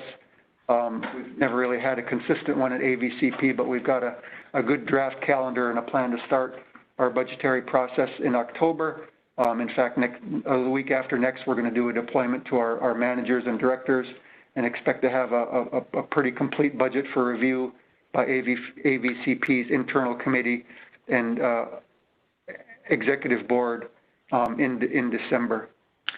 So those are the three buckets that we wanted to report on. How did we do last year? How are we doing this year? What are our plans for next year? So with that, Mr. Chairman, that concludes the internal committee report. Okay, thank you very much for the report. Okay, at this time, are there any questions from the delegates or any of the administrative reports? Please press pound 2 if you wish to ask a question.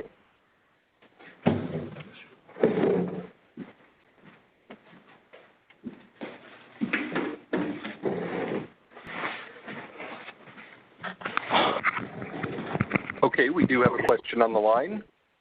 Caller, your line has been unmuted. Please state your name and tribe and your question. Thank you. My name is Marcy Shear. I'm the Native Village of Natalia representative. I have two questions. One is the compliance finding about procurement. How is it going to affect the tribal oversight, I guess, because you have a heavy compliance with tribes. And will it affect the tribes? That's one question. Then the second question is, how are we doing on deferred revenue for the OSG funds and, versus spending to the amounts received? Thank you. Hi, Marcy. Jack here. It's good to hear your voice. How are you? Good, thank you. Okay. I'll get those questions answered for you. One, the finding won't affect anything that has to do with our distribution of fundings to any tribe, so that won't have any effect. And your question regarding the deferred revenue, could you restate that for me, please? Yeah, I'm curious, we get, AVCP receives money on behalf of tribes and they give us an allocation. The allocation is determined somehow. We're not notified of that, but I'm more interested in how much deferred revenue is AVCP sitting on and how are they planning to allocate it in future periods versus where we are today. Okay. Hi, Marcy. Jack here. I don't have our deferred revenue schedule in front of me. It's in the audit, and I don't we just got it on Friday, so I don't know it off the top of my head. A lot of that, there's three big buckets of the deferred revenue. As I recall, and please, I need to double check this from last year's audit. The biggest piece of the deferred revenue bucket is from transportation projects, and those will come back directly to tribes for different infrastructure projects within each community. The other piece of that is OSG funding. and that's not deferred revenue that went right to tribes. That was those options that was funding that was restricted or kind of restricted for our operations, and that money will be turned into services right back into, right back to our clients. And the third piece of that is our TANF funding, and those are services that are currently funding portions of operations here at AVCP.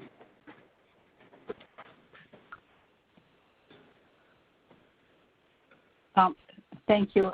I know I have 4 minutes, so my last, I guess, follow-up question is, or not even question, but comment is that, of course, tribes that are compacting continue to seek higher levels of transparency and higher levels of allocation based on the money they bring into AVCP compact, but also to request transparency in how the allocation to different tribes is created. So, and with that, I yield the floor. Thank you. Okay. Thank you, Marcy.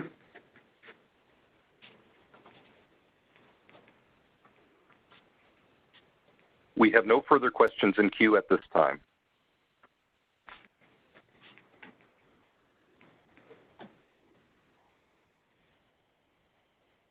Okay, there's no other further questions. We'll go ahead and continue down with our agenda. And the next item up is the 2019 AVCP Convention Resolution Report. And this is from the Resolutions Committee. And I would like to turn this over to Julia Doors.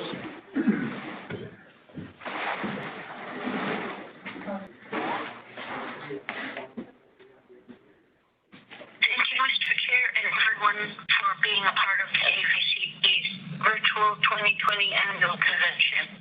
My name is Julia Doris, and I'm a member of the Resolutions Convention Committee, along with Roy Atchuk, Marianne Mike, and Pat Tickun. If you would like to follow along, the 2019 resolution report starts on page 60 of your delegate packet. Resolution 190901. Resolution in recognition of the accomplishments of 2019 Iditarod champion and Yukon-Kuskokwim Delta native Pete Kaiser. AVCP sponsored this resolution to the 2019 AFN Annual Convention. AVCP, YKHC, RHA, and Jalista honored Kaiser after his keynote address. Resolution 190902. Resolution in recognition of the outstanding public service of Senator Lyman Hoffman. AVCP sponsored this resolution to the 2019 AFN Annual Convention. AVCP, YKHC, REJ, and Jalista honored Senator Hoffman as he received the 2019 AFN Citizen of the Year Award. Resolution 190903. A resolution in support for the Alaska State Legislature Village Public Safety Officer Working Group. AVCP sponsored this resolution to the 2019 AFN Annual Convention, which passed October 19, 2019. AVCP forwarded this resolution to the Alaska Legislature VPSO Working Group, and the resolution was included in the Working Group's final report.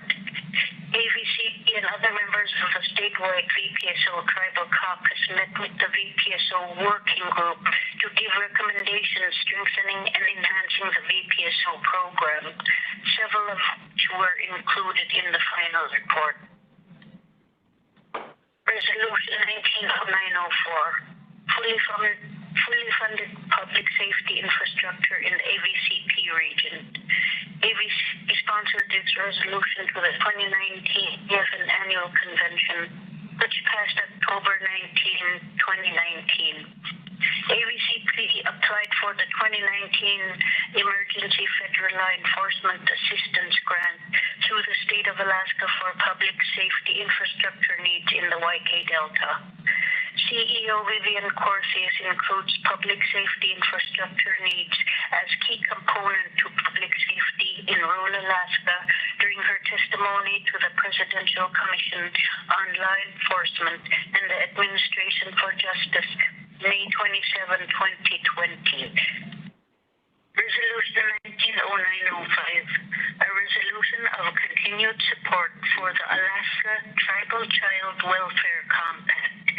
AVCP sponsored this resolution for the 2019 AFN Annual Convention, which passed October 19, 2019. AVCP continues to be an active member of the Tribal Caucus, with representatives serving on both the legal and services work groups. The Compact's available scopes of work have expanded to 5 different services for FY 2020 and 2021, which are initial and ongoing diligent relative search, licensing assistance, family contact, and safety walkthroughs. In FY 2020 and 2021, AVCP compacted for 4 services, which we provide to our Eco Compact tribes. However, we are planning to add family contact in FY 2021 and 2022. Resolution 190906, a call for Association of Village Council Presidents, Region Tribes to participate in the 2020 U.S. Census. AVCP co-sponsored this resolution along with the Council for the Advancement of Alaska Natives to the 2019 AFN Annual Convention, which passed October 19, 2019. AVCP organized or participated in the following census awareness activities: U.S. Census Video PSA, Alaska Counts and AFN social media campaigns, local news outlets, sharing information on social media, newsletters, and email. Resolution 190907, a resolution recommending the Association of Village Council Presidents Executive Board convert the Chief Executive Officer position into a contract-based agreement for employee services. The AVCP Executive Board, through the Governance Committee, is engaged with its employment attorney to vet the recommendation to enter an employment contract with the CEO. Resolution 190909, a resolution asking the delegates to pull past AVCP Convention Resolutions number 06-10-14 and ask for a revote. Delegates voted to pull resolution number 6-10-14.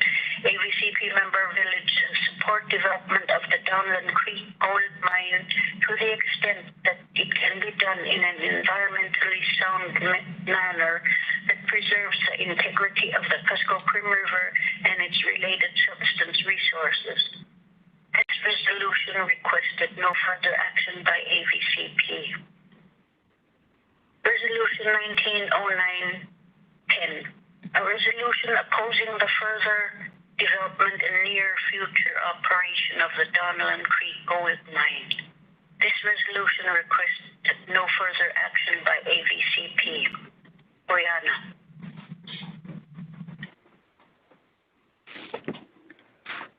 Okay, thank you very much, Julia.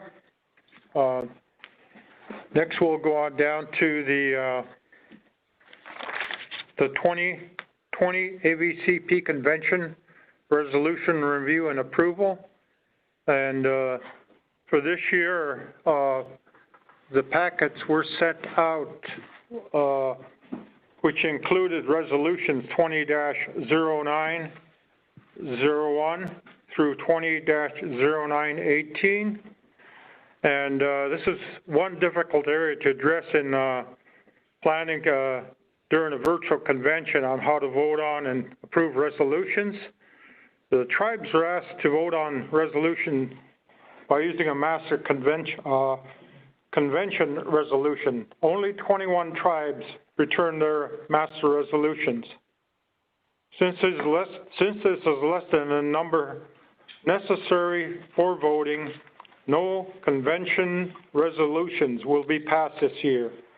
We will continue to research the best way to handle the resolutions process to be prepared for any virtual conventions.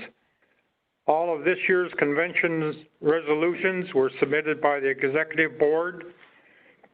Most represent our advocacy priorities for the upcoming year. We will continue the important work on these issues at the village, regional, statewide, and national levels, and report to you next year.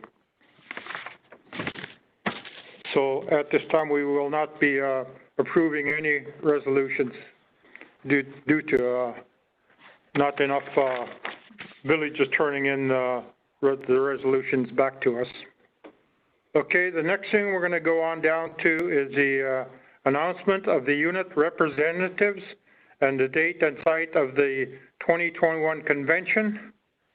If we could have the unit rep posted on the screen there. Okay, from Unit 1 is Cyril O'Kitkin. He's representing Coplik, Hamilton, and Bill Moorslew. The next slide. Unit 3 is Julia Doris, and she's representing Aniak, Joachbalak, Crooked Creek, Georgetown, Lime Village, Upper Calskeg, Lower Calskeg, Red Devil, Napimute, Sleetnute, and Stony River. The next slide. Unit 8 is going to be Joseph Asuluk Sr. He'll be representing Chifornik, McCoyak, Newtok, Nightnute, Tuksuk Bay, Tununuk, and Unkumute. Next slide. Unit 10 was Henry Smalls, and he will be representing Eek, Good News Bay, Platinum, and Quinnahock. Last slide. Unit 13 is going to be Raymond Oney, and he is going to be representing Alaknuk, Chulunawik, Imanak, and Nunameko. So I'd like to congratulate those people that were elected to the Executive Board, and to the outgoing members of the Executive Board. Thank you very much for the 3 years of hard work that you put in along with the rest of the board members in getting AVCP turned around. Thank you again. And the other thing is the date and site of the 2021 convention. We had a meeting and decided that September 21 through 22 of 2022 will be held here in Bethel. 2021. Excuse me, 2021. sorry about that. I had the year wrong. So it's September 21 through 22, 2021 in Bethel.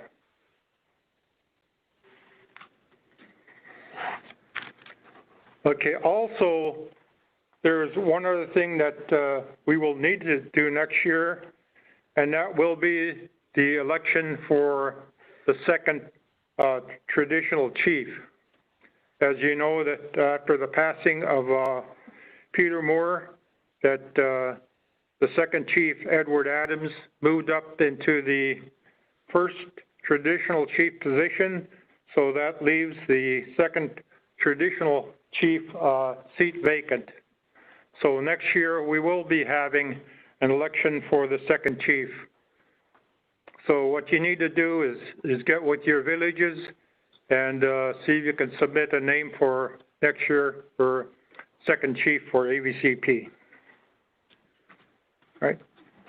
Okay, next item on the agenda that we've got is the AVCP Tribal Member Award announcements, and I'll turn that over to Vivian and John.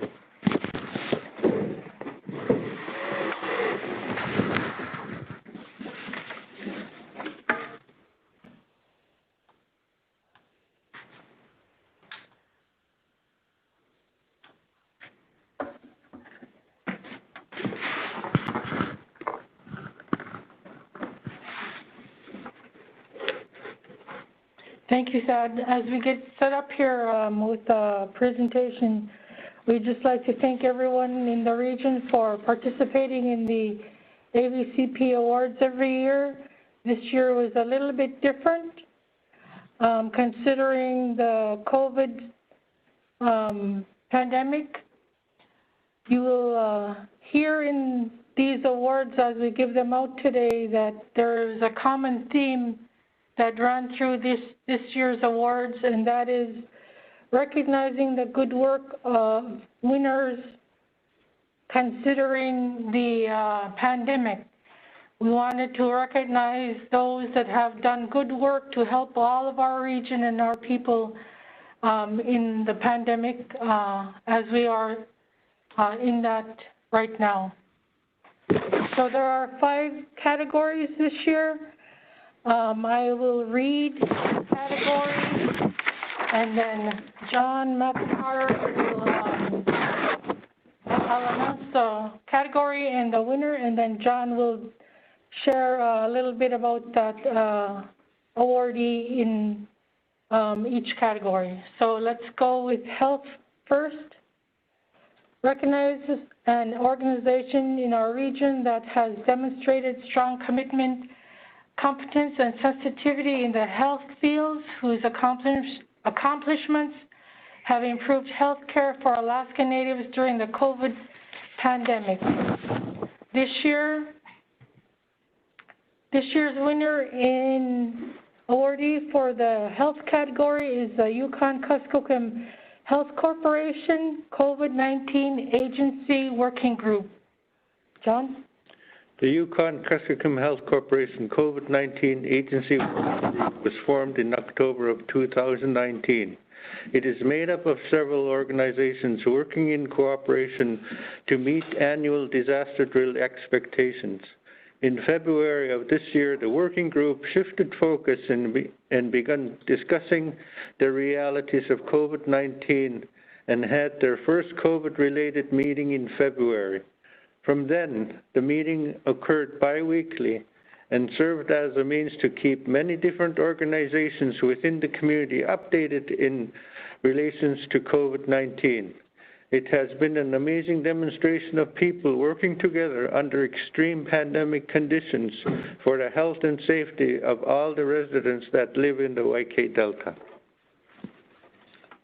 Thank you, John. Congratulations to the Yukon-Kuskokwim Health Corporation COVID-19 Agency Working Group under the category of health. Next category is education. This award recognizes an organization in our region that has improved educational opportunities for Alaska Natives in light of the need for social distancing. This can include traditional education, preschool, elementary, secondary, or post-secondary education. For 2020, in this category of education, our awardee is the Alaska Native Science and Engineering Program. John? The Alaska Native Science and Engineering Program, also known as ANSEP, places our students on a career path to leadership. Founded in 1995 by Herb Schroeder, PhD, Vice Provost, and founder of ANSEP, as a scholarship program for university students. ANSEP has evolved into an education model that provides opportunities beginning in 6th grade and continuing on to the PhD degree. When ANSEP became virtual under COVID-19, it did so with the continued success of our students in mind. It shows how flexible the program is under the most extreme conditions. ANSEP provided educational opportunities to a total of 126 participants in the YK Delta. Thank you, John. So that category was again education, and this year's awardee was the Alaska Native Science and Engineering Program. Those of you that have delegate packets, you can follow along with the winners. This one is on page 86. Next category is Hunter Fisher Award. recognizes an organization that exemplifies and preserves the spirit of successful subsistence hunting, fishing, trapping, and sharing in our way of life. The awardee under the pandemic has worked to ensure the next generation of providers will carry on the traditions and customs in harmony and peace to sustain our extended families. This year's awardee under this category of hunter fisher is the Kuskokwim River Salmon Management Working Group. John? The Kuskokwim River Salmon Management Working Group was formed in 1988 by the Alaska Board of Fish in response to requests from stakeholders in the Kuskokwim area who sought a more active role in the management of salmon fishery resources. The working group has met on a regular basis and has made decisions under extreme circumstances under the pandemic. This working group is an example of the partnership between federal, state, and tribal entities in the YK Delta to oversee the management of the salmon. The co-chairs of the Kuskokwim River Salmon Management Working Group are Mary Peltola, Fritz Charles, Alyssa Rogers, Lamont Albertson, and Barbara Carlson. Thank you. For this category, again, congratulations to the Kuskokwim River Salmon Management Working Group for the category of hunter fisher. Next category is small business. Recognize a small business in our region that has demonstrated success in business with a commitment to the health of our communities in light of the COVID pandemic. For this category, this year's awardee is So Yupik. Nikki Colbert, also known as Nikki Nick or in Yupik Hulukak. She was born and raised here in Bethel. Her parents are Daniel Ozantoski and Nastasia Nick. Her grandparents are the late Nico Nick Sr. and Elena Nick, and Louis and Louise Ozantoski of Ubley, Michigan. Soyupik is a native-owned business owned by Nikki Colbert, originally of Bethel. She has traveled the state teaching sewing to young and old alike. Nikki also posts videos on how to make cusbooks, masks, and other crafts.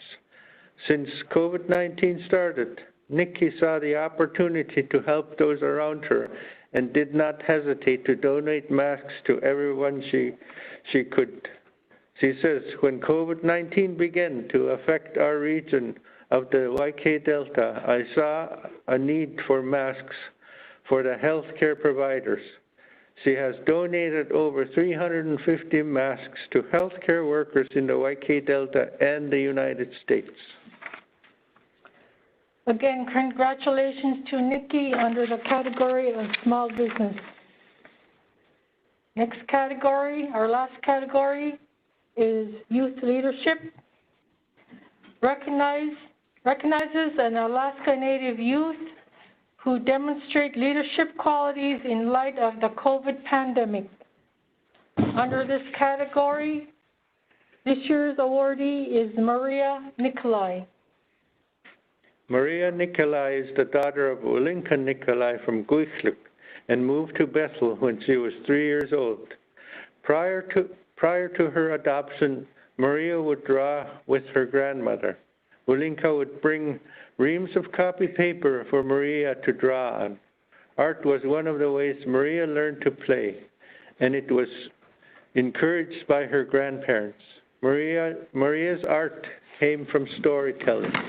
Maria received the 2011 Rasmussen Foundation Individual Artist Award. She also designed the 2020 Jamai logo and the COVID social distancing posters through the Bethel Family Clinic. Most recently, Maria illustrated graphics to encourage participation in the U.S. Census in the YK Delta. You can see her illustrations in the Delta Discovery, sponsored by the Alaska Federation of Natives. Again, congratulations to Maria Nicolai for the category of youth leadership. And just a note, Maria is in the building with us now. She actually works for AVCP and is present. Congratulations, Maria. Mr. Chair, that's the end of our tribal membership awards. Congratulations to all of the winners, and we look forward to next year's awards again, next year. Thank you very much, Vivian and John. The next item we've got on our agenda is the AVCP Regional Housing Authority election results. And Mark Charlie, I'll turn it over to you at this time for your election results. Mark, are you on?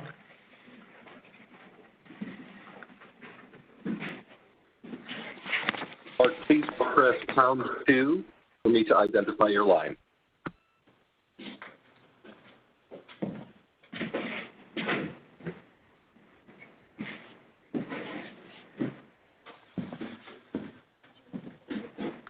Looks like I don't have any indications on the line.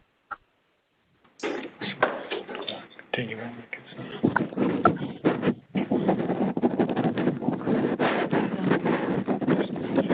Yeah, let's just go to the next one. Hello, can you guys hear me? Yes, we can. Oh. Okay, I'm sorry about that. I wasn't sure. There was some little message there. And so, yeah, I'll go and get started. Good afternoon. I am Peter Yvonne, and I'm the Chief Operating Officer here at the AVCP Regional Housing Authority.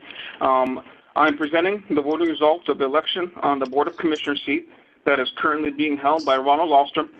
I would do thank AVCP Inc. and all the administration there for the annual assistance to announce and confirm the result of the Board of Commissioners election and in the voting. So as with everything else with the COVID-19 pandemic, it has changed the way that we have to conduct our business, including nomination and voting process.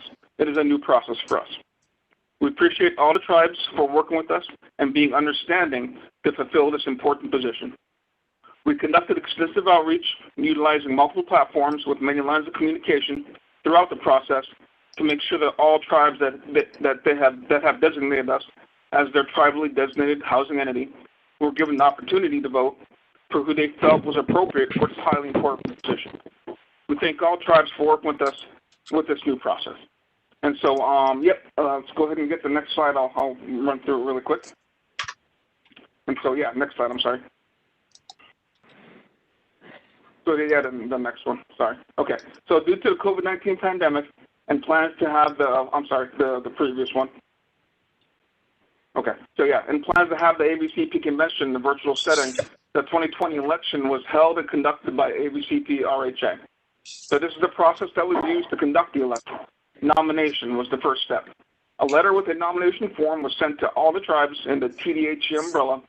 The tribe had to use the nomination form to nominate a person of their choice. And so once that was done, a first ballot was sent out. After the nomination process, the first ballot form with the names of the nominees was sent with instructions to vote for 2 people. 4 names were nominated. And then after that process, a final ballot was sent out. After the final ballot process, the final ballot with the names of Ronald Ahlstrom and Kenneth Morgan, the 2 that got the most votes on that initial ballot, were sent to the tribes with instructions to vote for their final person, to vote for 1 person. And so, next slide. And so these are the final election results, 2020 AVCP RHA election results. 21 votes for Ronald Ahlstrom, UP of Andriovsky. 7 votes for Kenneth Morgan, Village of Kalskag. And so Ronald Ahlstrom is the unofficial winner. We recommend to the delegates of the 2020 AVCP convention to officially declare Ronald Ahlstrom as the winner. And so that is my report.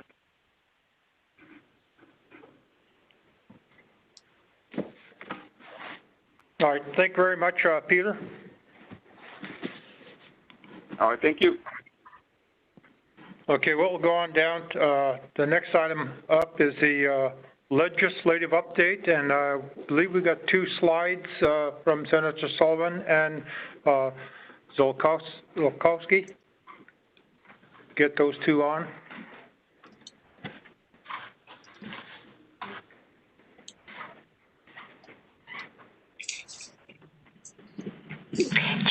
and waka.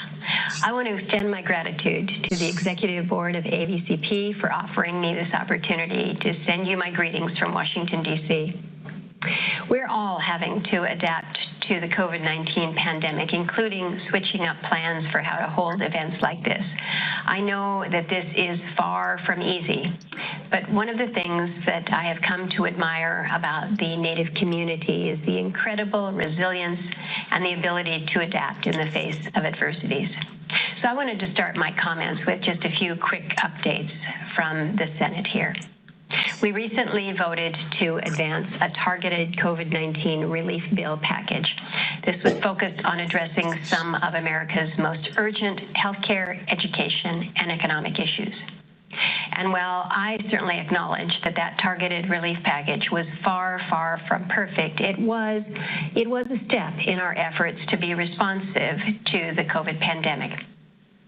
Now, one of the most frequent requests that I have heard from Native leadership around the state is the need to extend the period of time for tribes to be able to expend the coronavirus relief funds.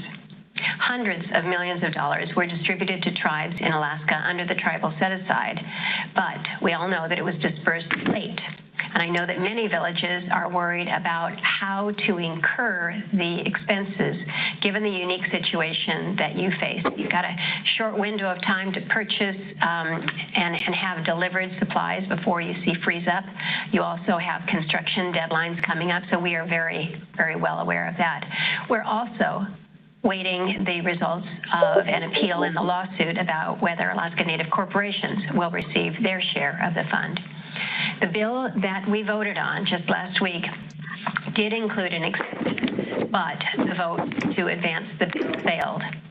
Know that I am one who believes very strongly that we need to continue working to provide additional targeted relief, including that extension. Your theme is a good reminder to us all that as a nation, while we are very diverse, we must move forward in unity because we have far too many crises to address to be distracted by divisions. And while we work to find a path forward for additional COVID relief, we have made good progress in other areas that I know are important to your region.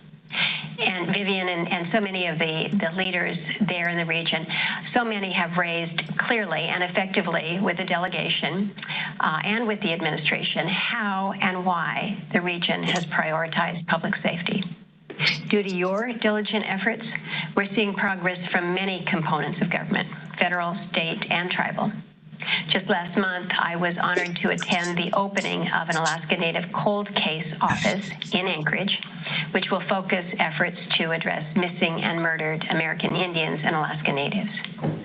I know that you are very aware of this, but I'll just repeat. One of my priorities for the Interior Appropriations Bill that was passed last year was to address the MMIW crisis. So, included in my subcommittee, we provided $6.5 million to support cold case investigations, equipment, training, and background checks. And so I was very, very proud that as we saw these cold case task force offices open in Anchorage as well as across the country, that a portion of that funding was being used for these offices. Other updates of interest, Savannah's Act and the Not Invisible Act passed the Senate earlier this year. And we are all anxious that those measures both pass the House soon, because when they are signed, they will help us understand the scope of the problems and address coordination between state, federal, and tribal governments. So again, we need to get those bills through the House, but we are working on that and are very optimistic. We do still need to address the specific jurisdictional complexities facing Alaska Natives, so know that I will continue working very hard to advance our Tribal Public Safety Empowerment Act. The last issue that I want to raise with you is very timely and critical. As you probably know, I am pushing for an extension of the 2020 census deadline. I've introduced a bill to do that along with my colleague from Hawaii, Senator Schatz. But the reality is even though we've introduced a bill, we must operate right now with the understanding that this September deadline is still with us. And I cannot stress enough the importance of participating in that census. What takes just 10 minutes to complete has impacts to our state that last for the next 10 years. The census determines how much federal funding our local communities will receive for services like schools and roads and other public services. But know that your participation helps determine the funding numbers for housing, construction, business development, so much more, all critical to Alaska's livelihood and particularly in our rural communities. So be assured the census is safe, it's secure, it's confidential, and your information and privacy are protected. So please take the time to take part. I do appreciate the efforts that have been made by so many in leadership to get this word out. I'm encouraged to see the work that all of you are engaged in at this conference. I know the good work continues and good, strong leadership continues. I wish you all the best. I look forward to seeing you when we are able in brighter days in the future. Kuiana. Two more. Okay.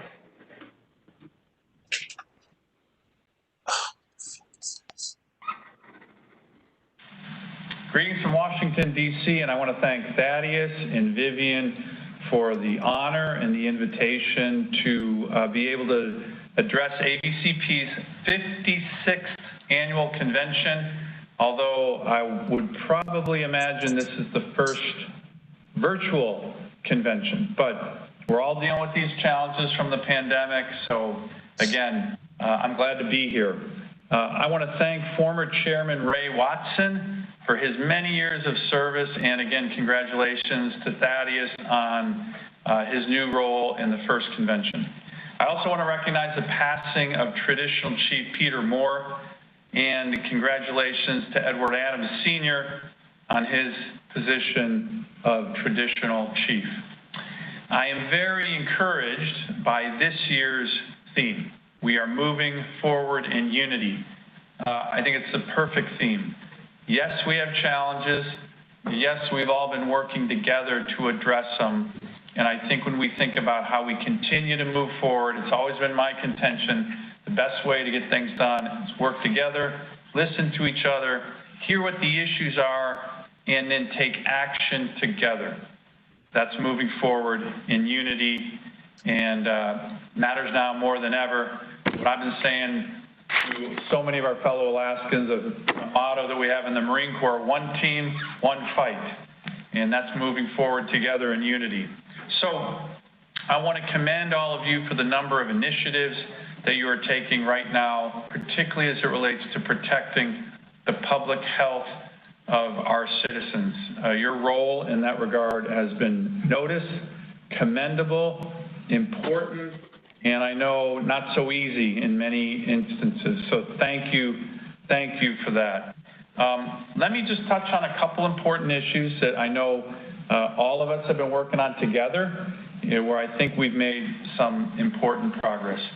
First of all, we still have a significant CARES Act funding that came from the CARES Act at the end of March.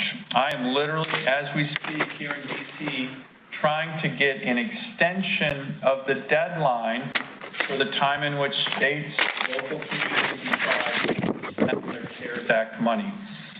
This was in a bill that we brought to the floor last week in the Senate, extending the deadline from the end of this year to the end of September 2021. Unfortunately, it didn't fully pass the Senate. The bill got filibustered, which I thought was a shame. But we're going to continue to work on many of the things in that bill. But the extension of the deadline is so important, particularly given the historic amount of funding we were able to get to tribes, Alaska Native corporations, and Lower 48 American Indian organizations. That $8 billion fund, which was something that I worked hard on with many of you is very important, but as you know, there's been some litigation involving that, particularly as it relates to the ANCs.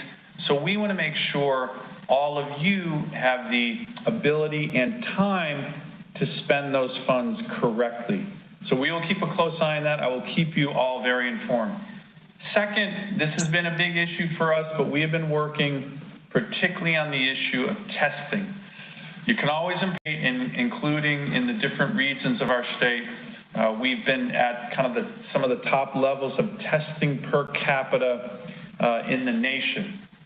There was a recent Wall Street Journal article actually just talking about how Alaska has managed the testing for the virus in a better way than most states. This is something that I have literally raised with the president, vice president, his cabinet, my Senate colleagues, and to emphasize not just the importance of testing, but the history we have had in our country, particularly in our Alaska Native communities, with the Spanish flu 100 years ago, with some of the other pandemics and health challenges like tuberculosis.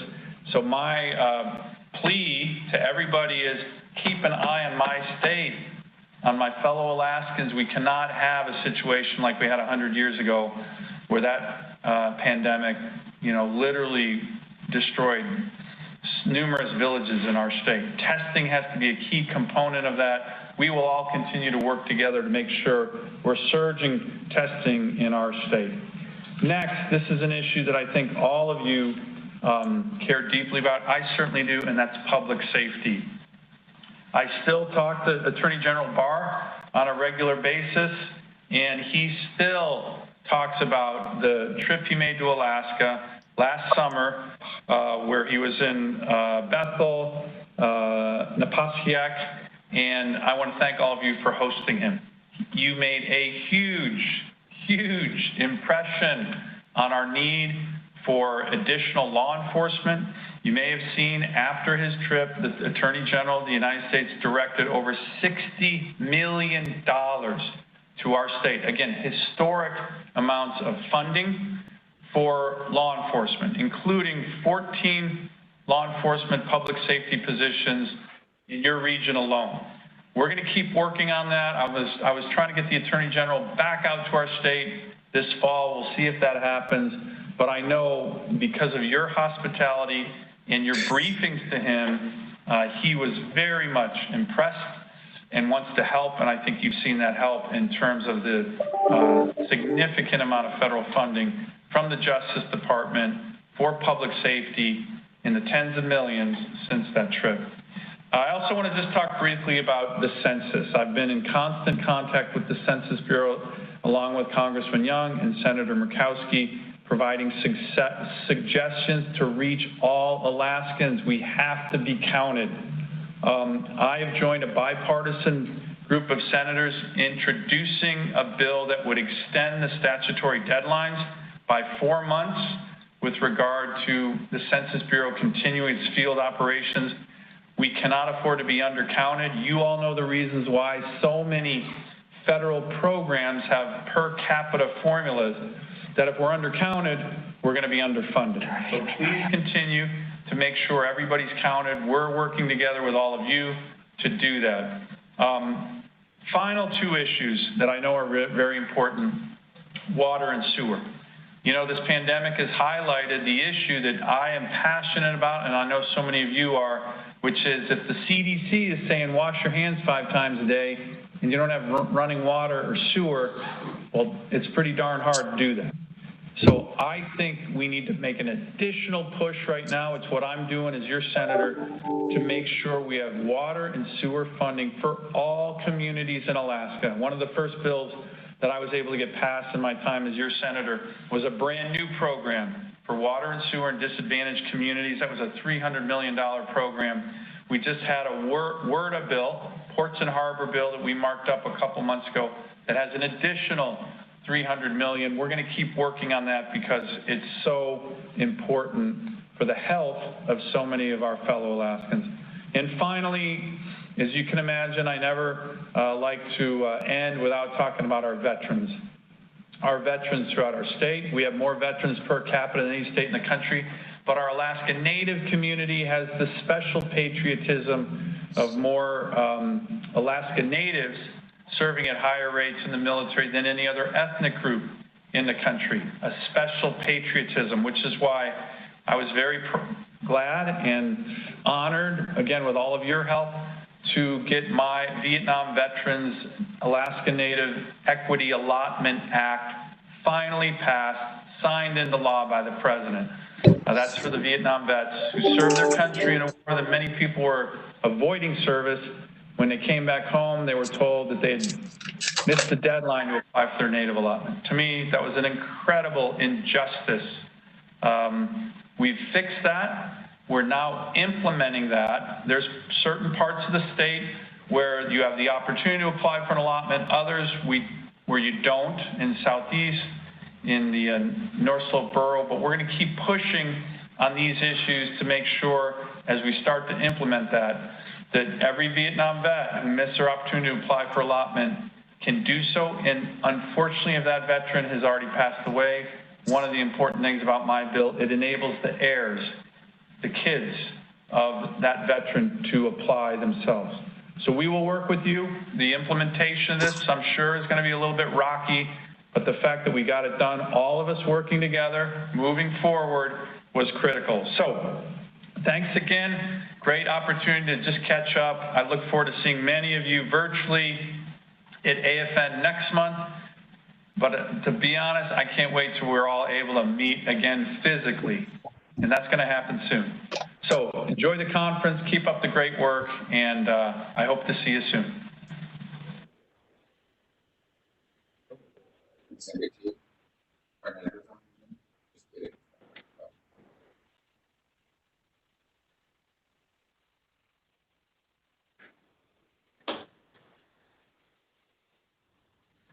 Hi, everyone. I'd like to begin by thanking Traditional Chief Edward Adams Sr., Chairman Thaddeus Chikun Jr., the AVCP Board of Directors, and President and CEO Vivian Corthias for the opportunity to address our convention today. I wish it could be in person. My name is Tiffany Zlokuski. I am the daughter of the late Joe Hines of Kipnuck and Patricia Zlokuski of Bethel and Anchorage. I have been honored to serve as your state representative since 2018. It's no secret that the last few years have been filled with a lot of challenges, between big budget deficits at the state level due to declining oil revenue and a global pandemic that has disrupted every part of our day-to-day lives. So I want to begin by saying how proud I am of the resourcefulness and resilience of the people of our region. We have hundreds of years of adaptability behind us, and I am confident our strengths here will carry us well into the future. I want to begin today by talking with you about the state's budget. We are in a budget environment with significantly less revenue coming into the state. This is largely due to declining oil revenue and no other strong source of revenue. Since 2013, the legislature has cut the state budget by about 42%, but we still have an annual budget deficit of nearly $300 million. That translates to significantly less money for the state to spend, whether funding essential programs like PCE and rural public safety, or paying the annual dividend. I grew up in Bethel with a single mother. I know firsthand how important the PFD is, especially during a pandemic when so many families are struggling. I am committed to fighting for Alaska's ability to continue to pay robust PFDs for generations into the future, while also protecting the important programs that are essential in all of our villages. But it has also never been more important that we protect the essential programs that keep our communities healthy and strong. Programs like TANF and power cost equalization, the Village Public Safety Officer Program, child welfare, road and airport maintenance, Medicaid, and many, many more. With Alaska's budget, there are no easy solutions, only very difficult choices. And anyone who promises you otherwise does not know what they're talking about or is not being honest with you. Do not be misled. In order to afford paying one full dividend, it would require huge cuts that could close schools, eliminate healthcare travel from our villages, cut VPSO or rural trooper positions, limit public assistance and unemployment benefits, and essentially end the power cost equalization program in just 1 year. All of this would significantly increase cost of living in our villages. Despite the difficult budget environment the last several years, we have had a lot of successes that I am proud to share with you today. The Alaska House created the legislature's first ever Tribal Affairs Committee, which I have been honored to chair. In the first 2 years of this committee, we have covered a wide range of topics, including the importance of tribal consultation, rural public safety, missing and murdered Indigenous women, and exploring opportunities for the state to increase compacting with Alaska's tribes. We've also protected funding for VPSOs, power cost equalization, senior benefits, Medicaid and preventative dental, public broadcasting, and much more. We know in the Waikiki Delta that steep budget cuts do not affect all parts of the state equally. When politicians in Juneau carelessly gut the budget, rural Alaskans are often the first to lose out, and I will fight against this. There is much more work to do. Thank you so much for the invitation to speak with you today.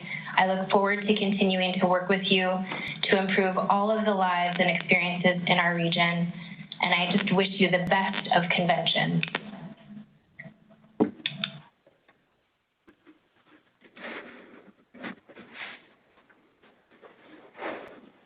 Okay, those were the legislative updates from the three. The next thing we've got is the adjournment, the close and benediction. And what I'd like to do is ask Adam Edwards, our first traditional chief, if he could do the closing benediction for us. Adam, if you're on, I'll turn it over to you at this time. Hello, hello. Can you hear me? Hello. I can hear you. Yes, go ahead, Edward.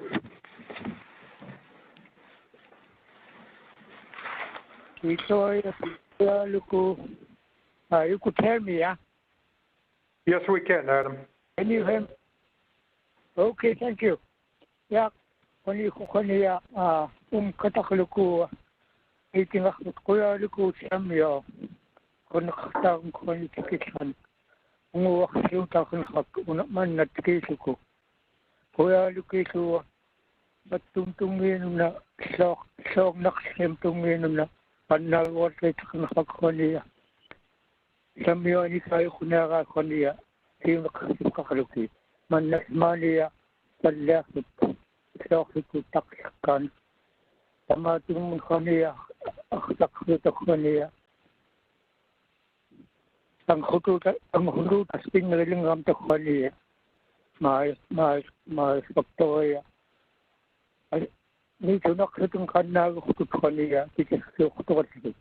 Tamatum Tungin Kaya Kuta, Sambion and Pinkutuna, Toitakum.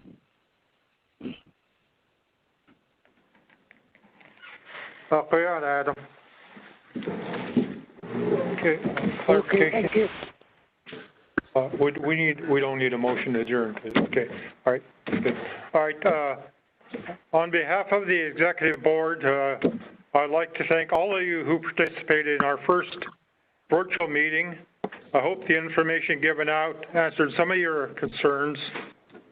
AVCP has come a long ways in improving services, and this has shown even greater improvements in our audit findings from 2016 to just down one this year.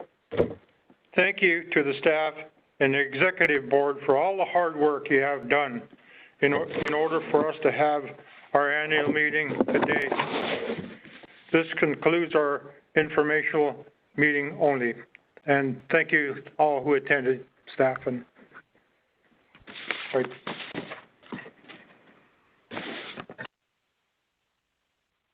That concludes our conference. Thank you for using Event Services. You may now disconnect.